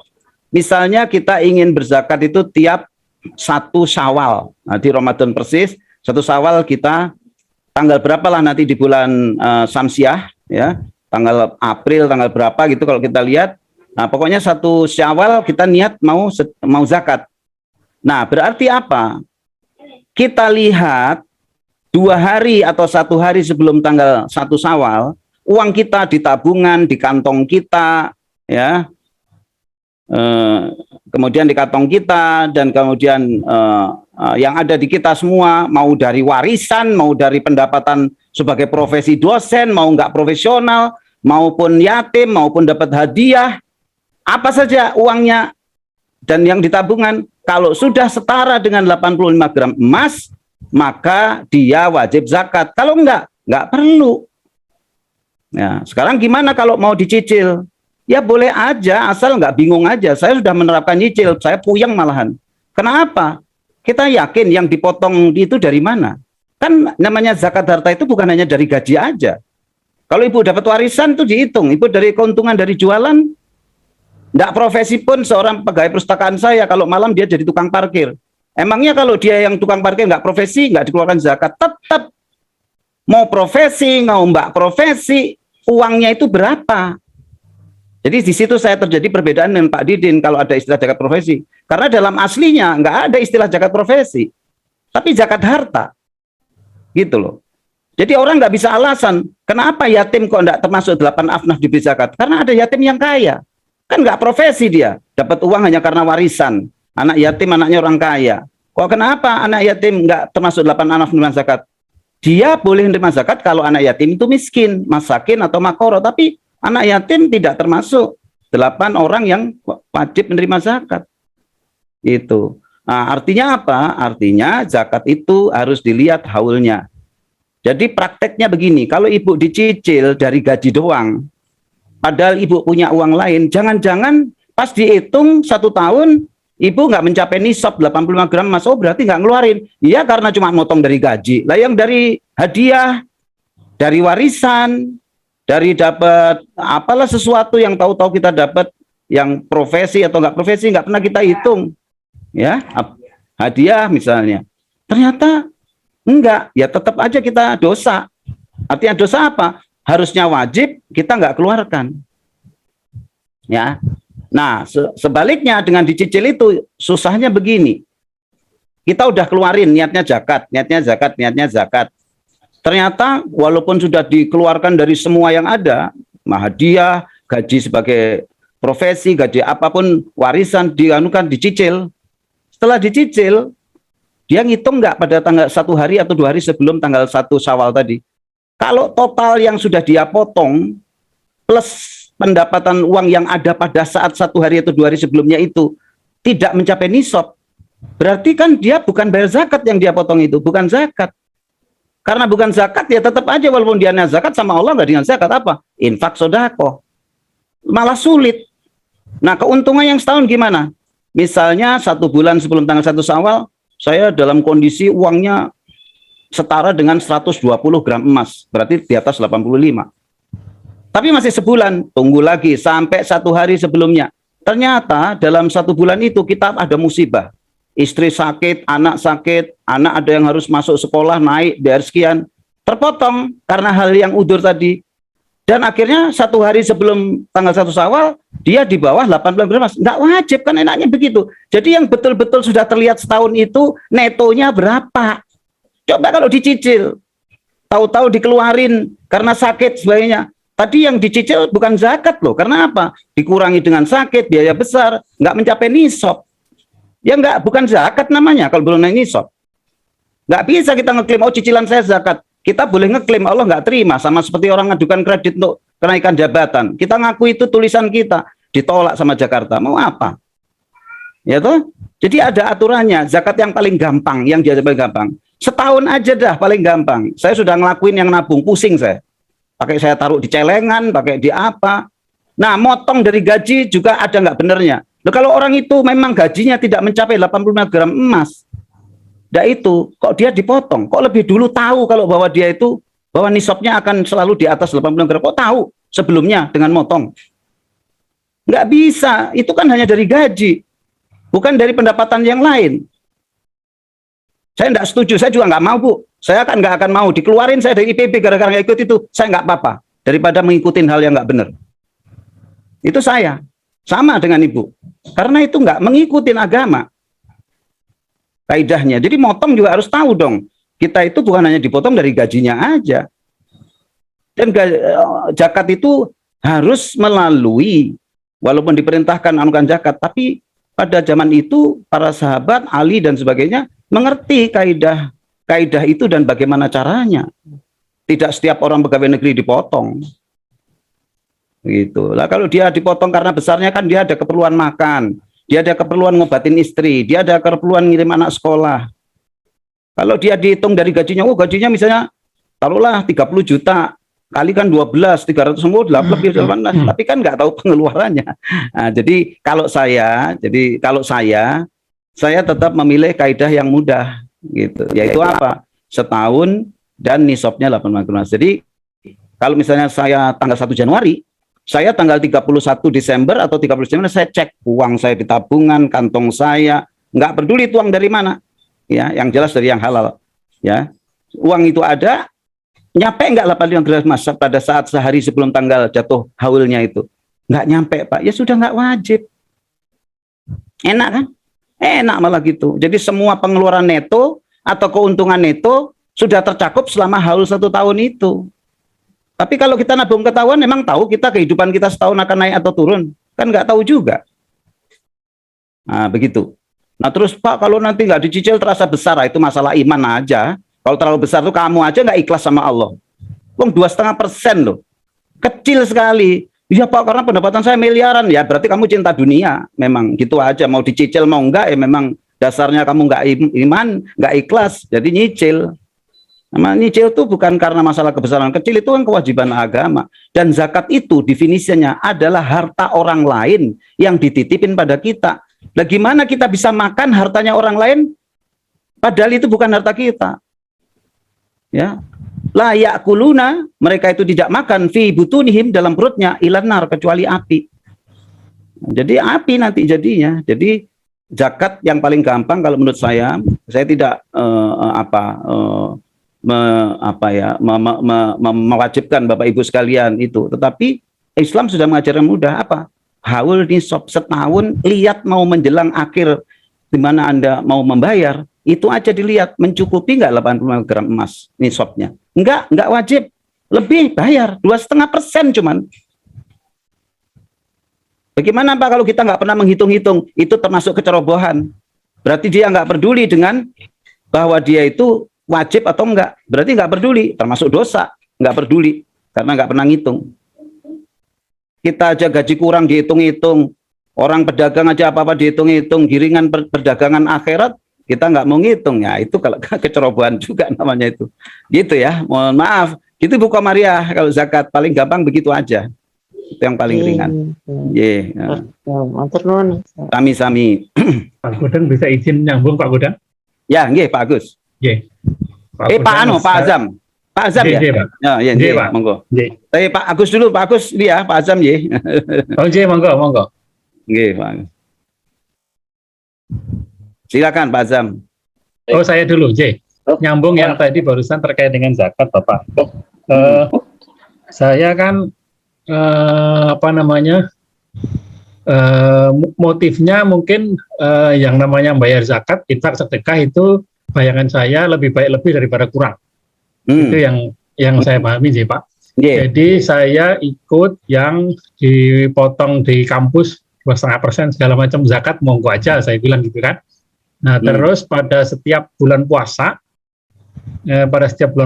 saya selalu mengeluarkan minimal 2,5% dari total yang saya dapat. Nah, itu niatnya bagaimana ya Pak ya? Ya, memang apa-apa tergantung niat Pak Azam ya. Jadi memang berniat. Pertanyaannya begini, hukumnya itu kan syaratnya zakat itu memenuhi haul dan nisab.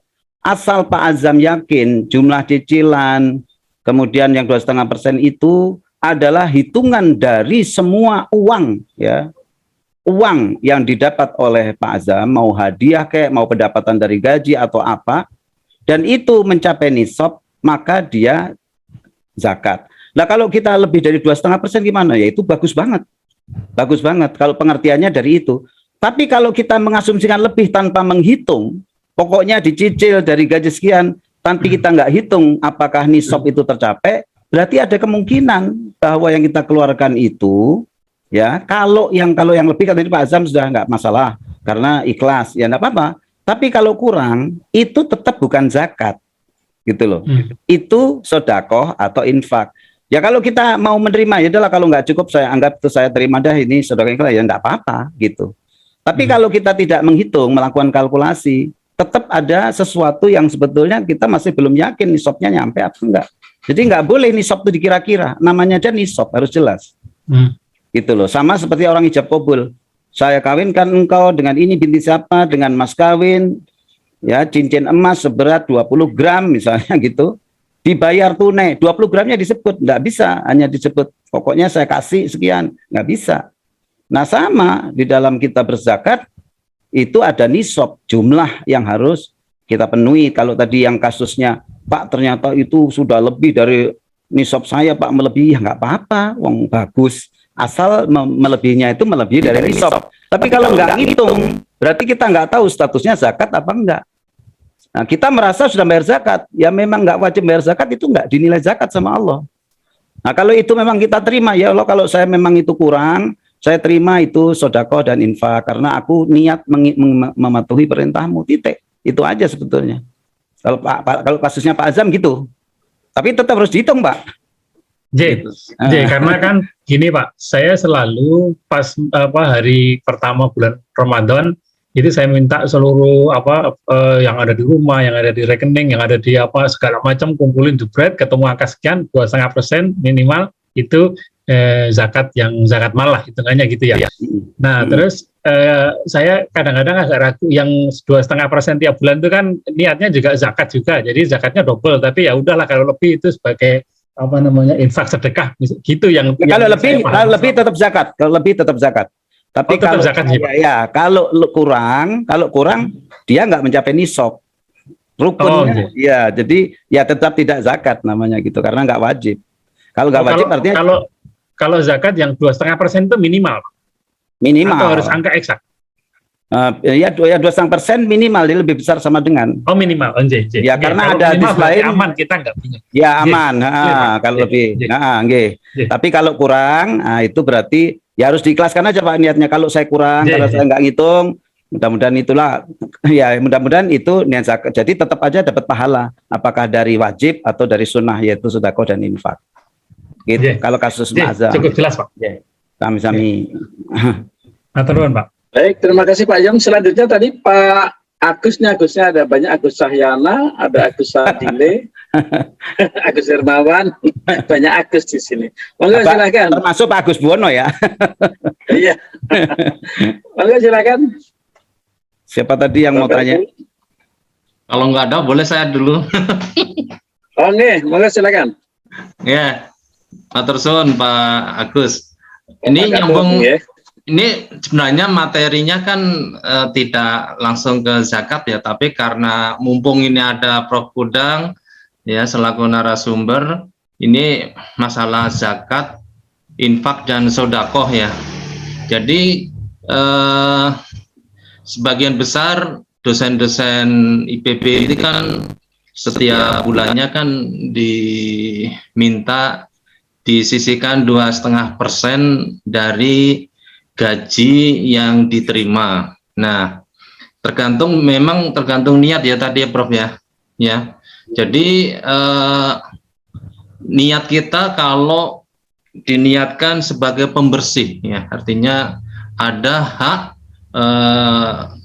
fakir miskin yang bisa memperoleh sebagian rezeki yang kita terima dari Allah, itu apakah nantinya lari sebagai zakat, infak dan sedekah ya, pokoknya setiap bulan dipotong untuk itu. Nah, dan kebetulan sebagian yang dipotong itu karena sudah sebelumnya kan sudah ada semacam pemberitahuan atau semacam akad bahwa apakah setuju dipotong setiap bulan sebesar 2,5% dari gaji pokok dan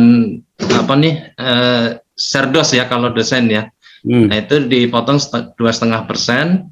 Nah berarti kan tergantung niat kita ya, tergantung niat kita itu apakah sebagai zakat, infak dan sedekah, karena ternyata dimanfaatkan untuk kepentingan untuk beasiswa mahasiswa yang muslim ya di IPB ya, terutama kan untuk menjaga supaya mahasiswa muslim yang berprestasi ini tetap bisa meneruskan kuliah di IPB. Ini setahu saya begitu Prof. Nah kemudian seperti ini sebenarnya nggak bagus ya mengungkapkan sesuatu mungkin dianggapnya tidak atau pamer ya, tapi perlu juga mungkin bisa menjadi contoh bahwa setiap tahun kita tetap menghitung apakah sudah mencapai nisab. Jadi terlepas dari yang 2,5% dipotong dari gaji kita. Bagaimana kalau seperti itu, Prof? Makasih, Prof. Ya, pertama nisab itu untuk dirinya sendiri, bukan untuk diumumkan. Iya. Ya, jadi nisab itu untuk dirinya sendiri supaya yakin yang dikeluarkan itu apakah infak, sedekah atau zakat, ya. Nah, peruntukannya beda. Zakat itu harus untuk manusia. Manusia yang bagaimana? Salah satunya orang yang baru masuk Islam, al-masakin, al-fuqara, orang-orang yang sedang gorimin, sedang hutang, tidak mampu membayar hutangnya, tapi bukan untuk keburukan. Orang yang jihad fisabilillah, orang yang sedang dalam perjalanan untuk bukan maksiat, ya, para budak, tapi kita sudah nggak ada perbudakan. Pokoknya ada 8 asnaf, amil zakat boleh. Jadi nggak boleh untuk pembangunan masjid, nggak untuk madrasah. Nah, Pak Gatot ketika nanti samar antara zakat dan infak, berarti orang bisa menggunakan yang nerima ini karena tadi dikatakan zakat tapi dipotong 2,5%, ternyata nisabnya nggak nyampe. Nah, harusnya uang itu bisa disumbangkan untuk membangun madrasah, musola, jadi nggak bisa. Dipandangnya ini zakat, padahal nggak memenuhi nisab. Ya bukan zakat namanya di mata Allah. Kita kan mencari sesuatu karena Allah, bukan karena sekedar niat. Niat itu maksud hadis inna amalu biniat. Maksudnya gini, walaupun kamu rukunnya benar, sah, tapi niatmu buruk, kamu tetap nggak akan terima. Nah, bukan berarti niat itu mengalahkan rukun. Kalau rukunnya sholat dirubah, walaupun niatnya benar, ya nggak bisa menjadi sahnya. Jadi niat itu ada konsekuensinya apa? Niat itu harus diikuti dengan kaidah-kaidah apa? Niat pingin karena Allah. Lah karena Allah harusnya fillah, billah, lillah. Aturannya harus sesuai aturan Allah, definisinya harus definisi Allah, batasannya batasan Allah, bukan lalu menjadi substitute bahwa itu nggak perlu lagi niat itu. Tapi sebaliknya, jika semua aturannya kita penuhi, tapi niatnya bukan untuk Allah, untuk riya manusia misalnya, Allah tetap nggak terima begitu.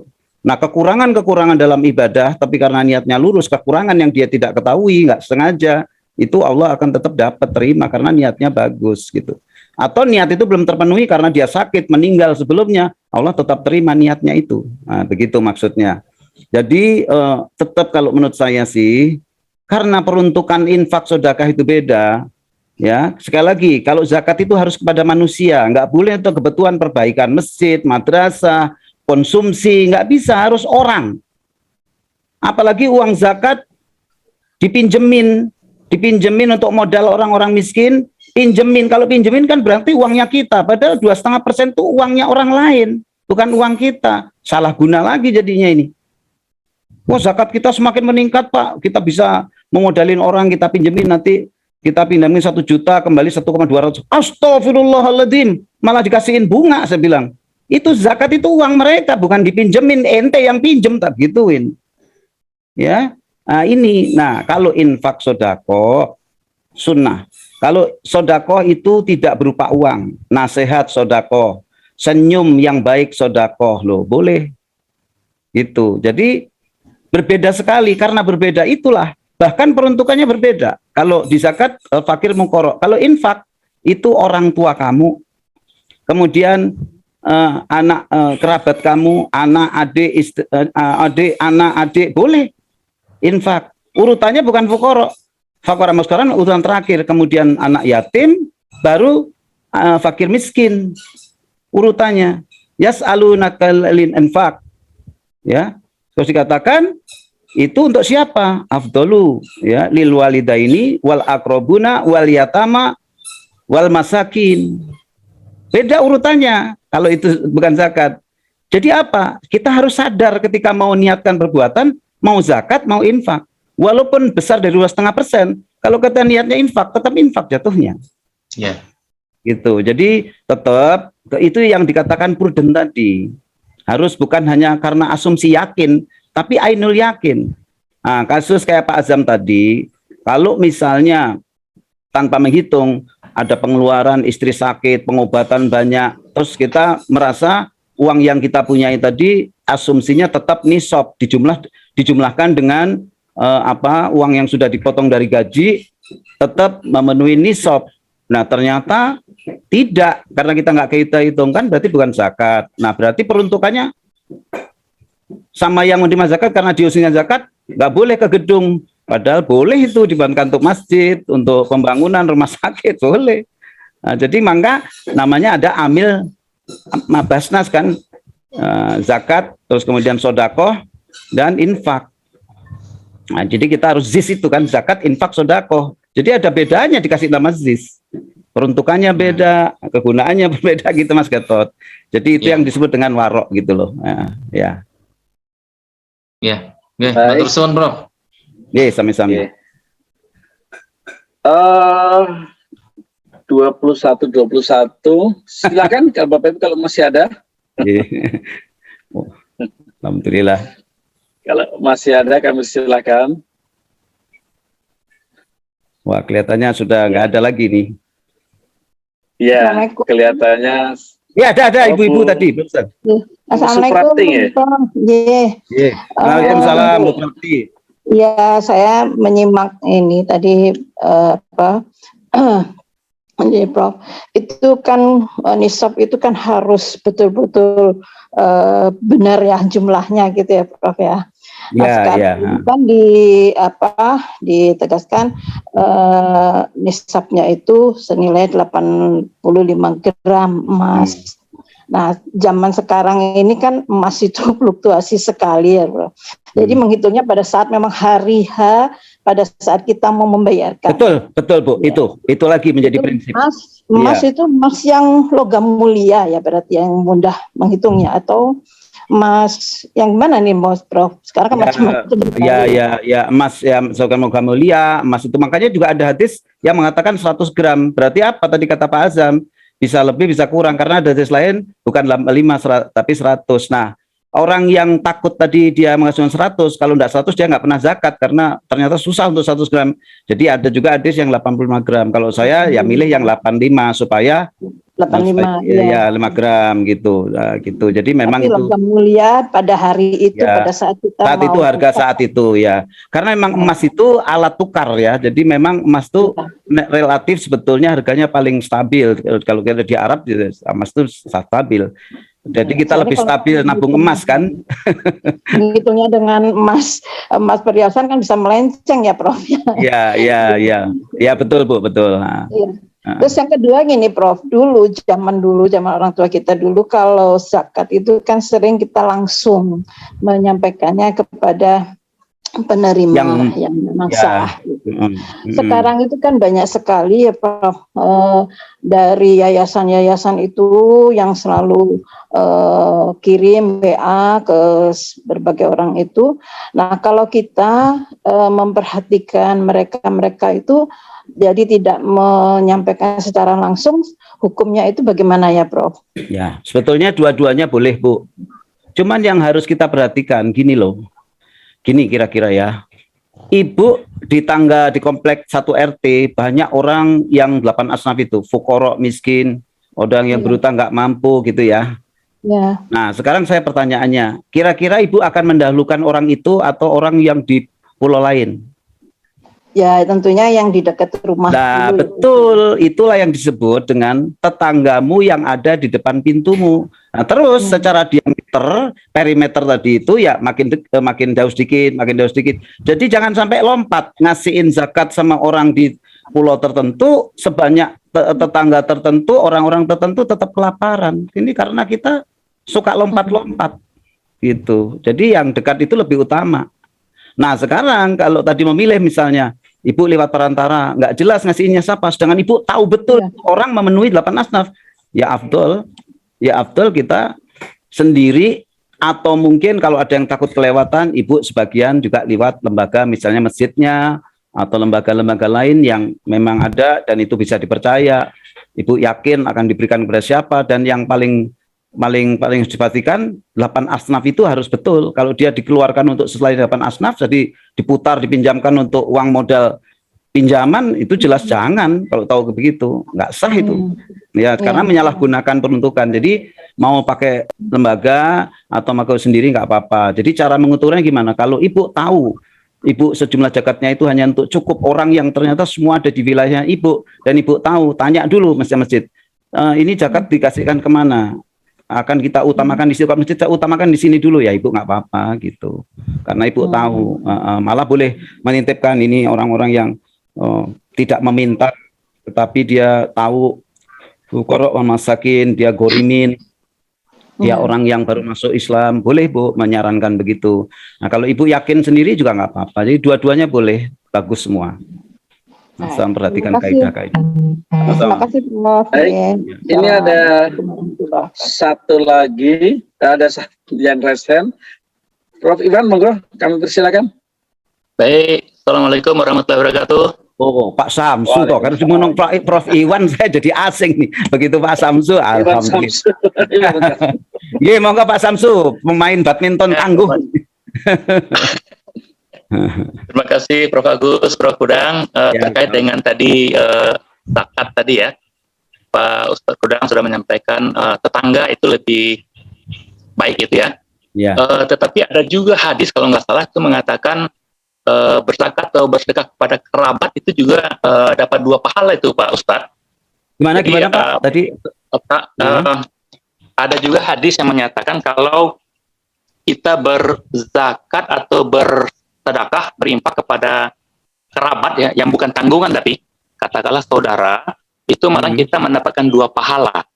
Nah, pertanyaan saya, bolehkah kita berzakat kepada saudara atau kerabat yang bukan tanggungan kita, tetapi memang mereka memang miskin ya, termasuk fakir atau miskin, tetapi itu jauh, katakanlah di pulau lain misalnya, seperti itu Pak Ustadz. Ya, oke. Jadi yang tadi saya sampaikan itu, kalau misalnya berinfak, itu utama adalah walidain, wal akrobin. Nah, akrobin dari orang dekat, saudara, walaupun lokasinya jauh ya.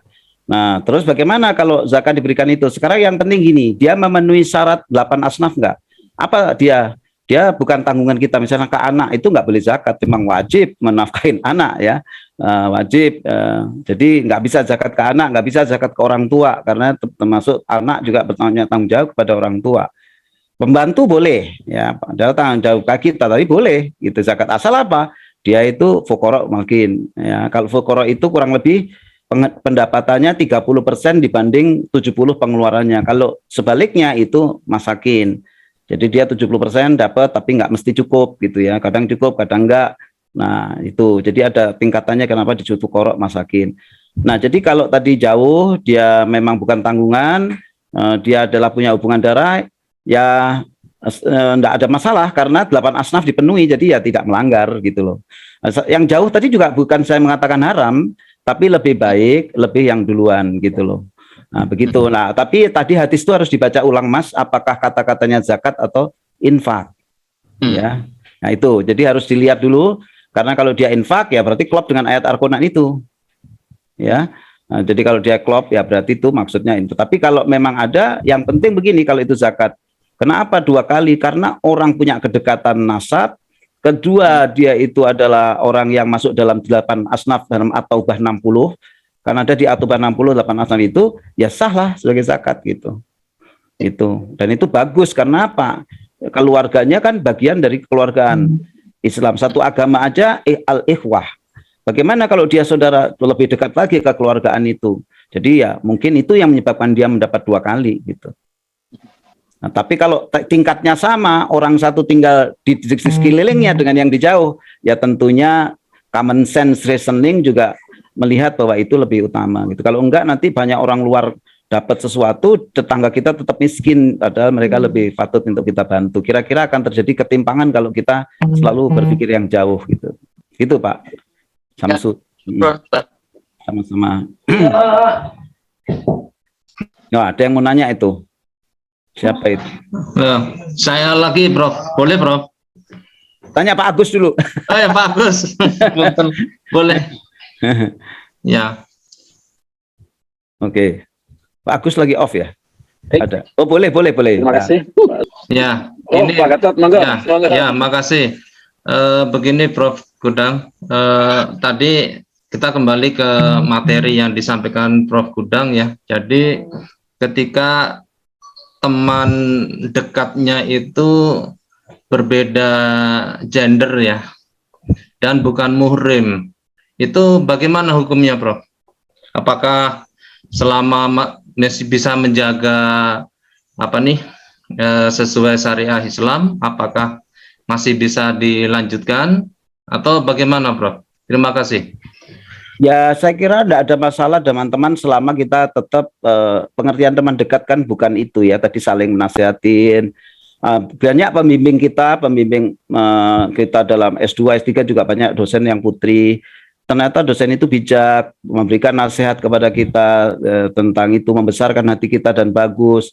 Sifat-sifatnya bagus, ya tempat kita curhat boleh, nggak ada masalah. Selama kaidah-kaidah hubungan bukan muhrim, tetap kita perhatikan gitu. Jadi Islam tidak ada masalah dalam hal itu, gitu. Ya, kalau kita misalnya sakit, lalu nggak ada dokter sama dengan kita jenisnya, gendernya gitu. Dan itu tidak ada hadis Rasulullah boleh kalau sakit, tidak ada masalah. Gitu. Misalnya kita masalah yang dokternya yang ada dokter laki sedang berat perempuan dibolehkan, itulah agama. Yuridullahu bikumul yusra wala yuridu bikumul usra. Agama itu memudahkan kalian, bukan untuk menyulitkan. Gitu. Jadi nggak ada masalah selama kaidah-kaidah hubungan kita dengan non muhrim kita tetap kita perhatikan gitu. Jadi ya sama pembimbing kita ya juga punya nanti sama teman perempuan tetapi yang baik juga. Ternyata banyak memberikan masukan yang bagus, ya nggak apa-apa juga tuh, tapi ya batas-batas tadi itu ada. Pertama, kita tetap harus memperhatikan pakaian kita, aurat itu harus tertutupi baik pria atau wanita. Kedua, ya tentu kita juga harus menjaga pandangan yang berlebihan atau menyebabkan ada unsur-unsur yang kurang bagus. Nah, tapi bukan berarti dia boleh lah. Aisyah itu jadi guru.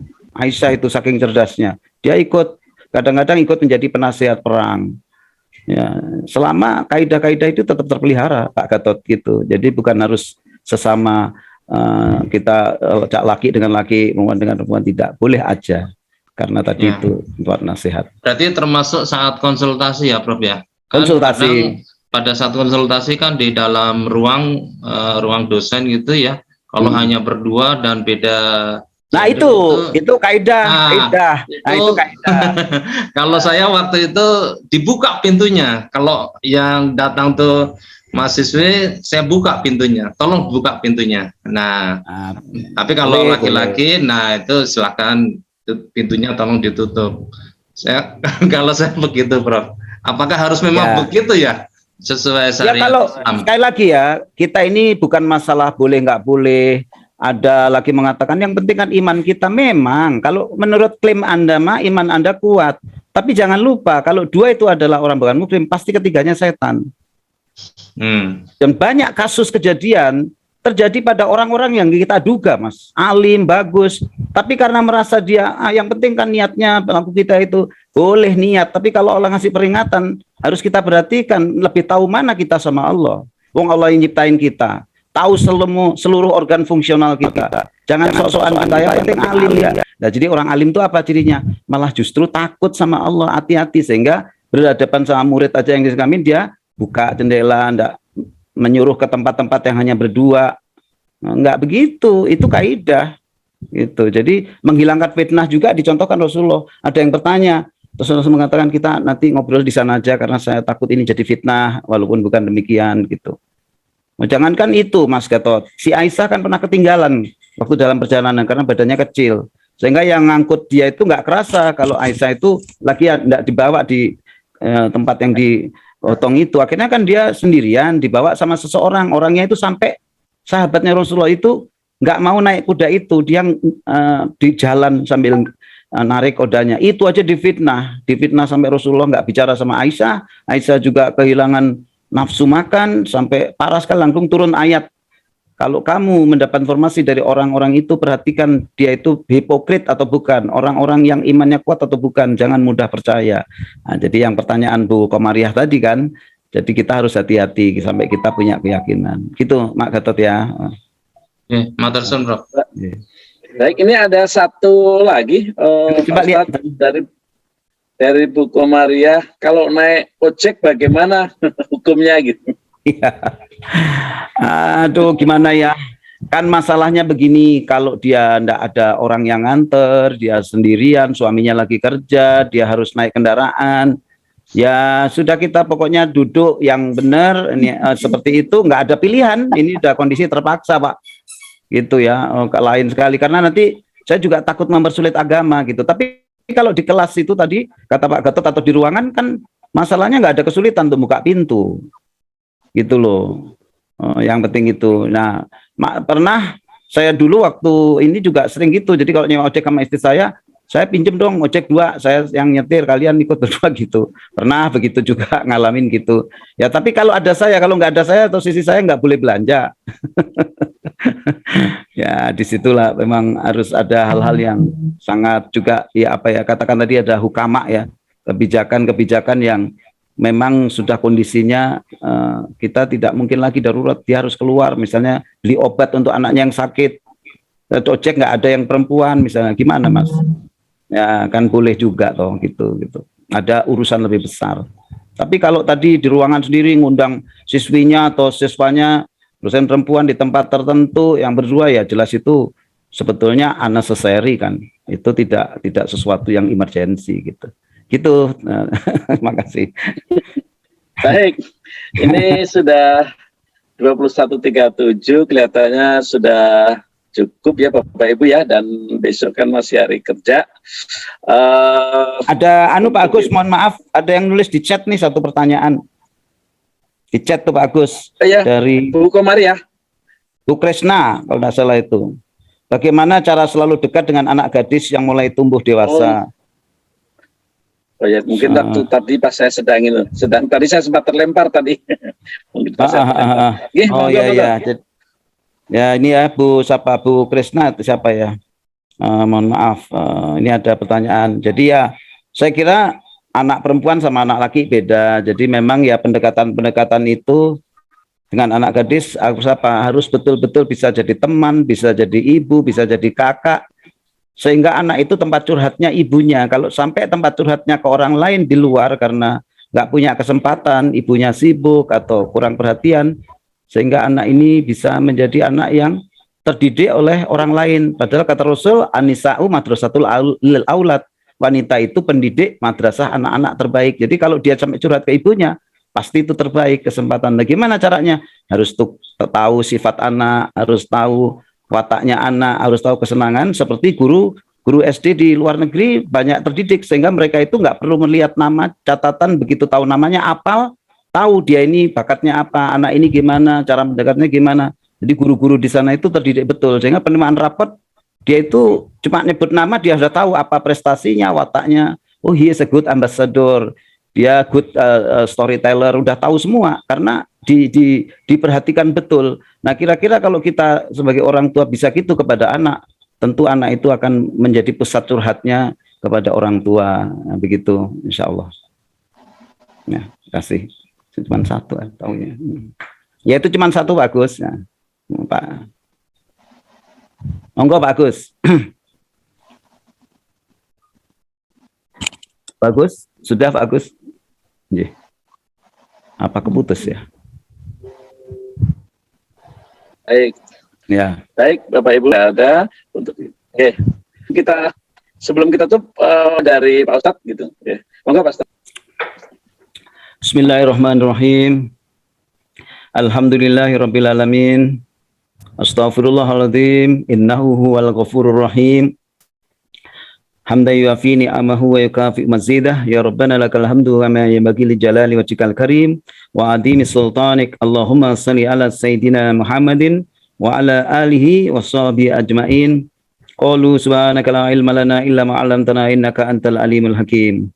Ya Allah ya Samad ya Hayy ya Qayyum ya la ilaha illallah. Allahumma bihaqqi sayyidina Muhammadin wa ala alihi wa sahbihi wa sallim. Allahumma barik lana fi sya'bana wa balighna Ramadan. Allahumma ighfir lana dunubana wa li walidayna warhamhuma kama rabbayana shighara. Rabbana hab lana min azwajina wa dhurriyyatina qurrata a'yunin waj'alna lil muttaqina imama. Allahumma ighfir lil mu'minina wal mu'minat wal muslimina wal muslimat al ahya'i minhum wal amwat. Allahumma ja'alna wa ahlana qaribana wa azwajina wa dhurriyyatina min ibadikas salihin, min ibadikal muttaqin, min ibadikas syakirin, ibadikal mukhlasin, min ibadikas sabirin, min ibadikal mujahidin wal ulama il amilin, ja'alna min ahlil Qur'anil karim, ja'alna min ahlil jannati na'im. Allahumma hdina wahdi bina wa ja'alna minal muhtadin. Allahumma hdina siratal mustaqim. Allahumma adkhilna fi du'ai Rasulullah sallallahu alaihi wasallam.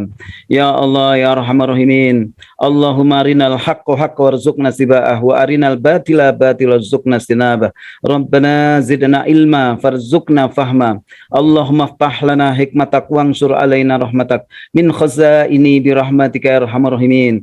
Allahumma rzuqna sihata wal afiyata was salamata wa barakah. Allahumma rzuqna sakinatan wa mawaddatan wa rahmatan barakatan salamatan fid din wad dunya wal akhirah. Allahumma yasir umurana wa hasil maqasidana. Rabbana atmim lana nurana waghfir lana innaka ala kulli syai'in qadir. Rabbana atina fid dunya hasanah wa fil akhirati hasanah wa qina adzabannar. Astaghfirullahaladzim innahu huwal ghafurur rahim. Allahumma nawwir qulubana kama nawwirtal ardu binuri syamsika abadan abada. Subhana rabbika rabbil izzati amma yasifun. Wassalamun ala mursalin walhamdulillahi rabbil alamin. Al-Fatihah.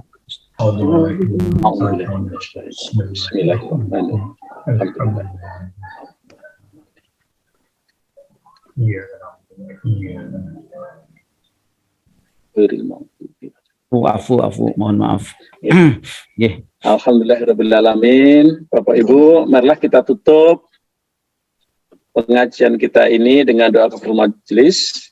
Subhanakallahumma wa bihamdika asyhadu alla ilaha illa anta astaghfiruka wa atubu ilaik. Kurang lebihnya mohon maaf. Assalamualaikum warahmatullahi wabarakatuh. Waalaikumsalam warahmatullahi wabarakatuh. Mohon maaf Pak Ustaz. Ya, sampai-sampai Bro. Sebelum Ramadan. Rasulillah salatullah salamullah ala yasin habibillah tawassalna bismillah wa bil hadi rasulillah wa kulli mujahidin lillah bi ahlil badri ya Allah. Salatullah salamullah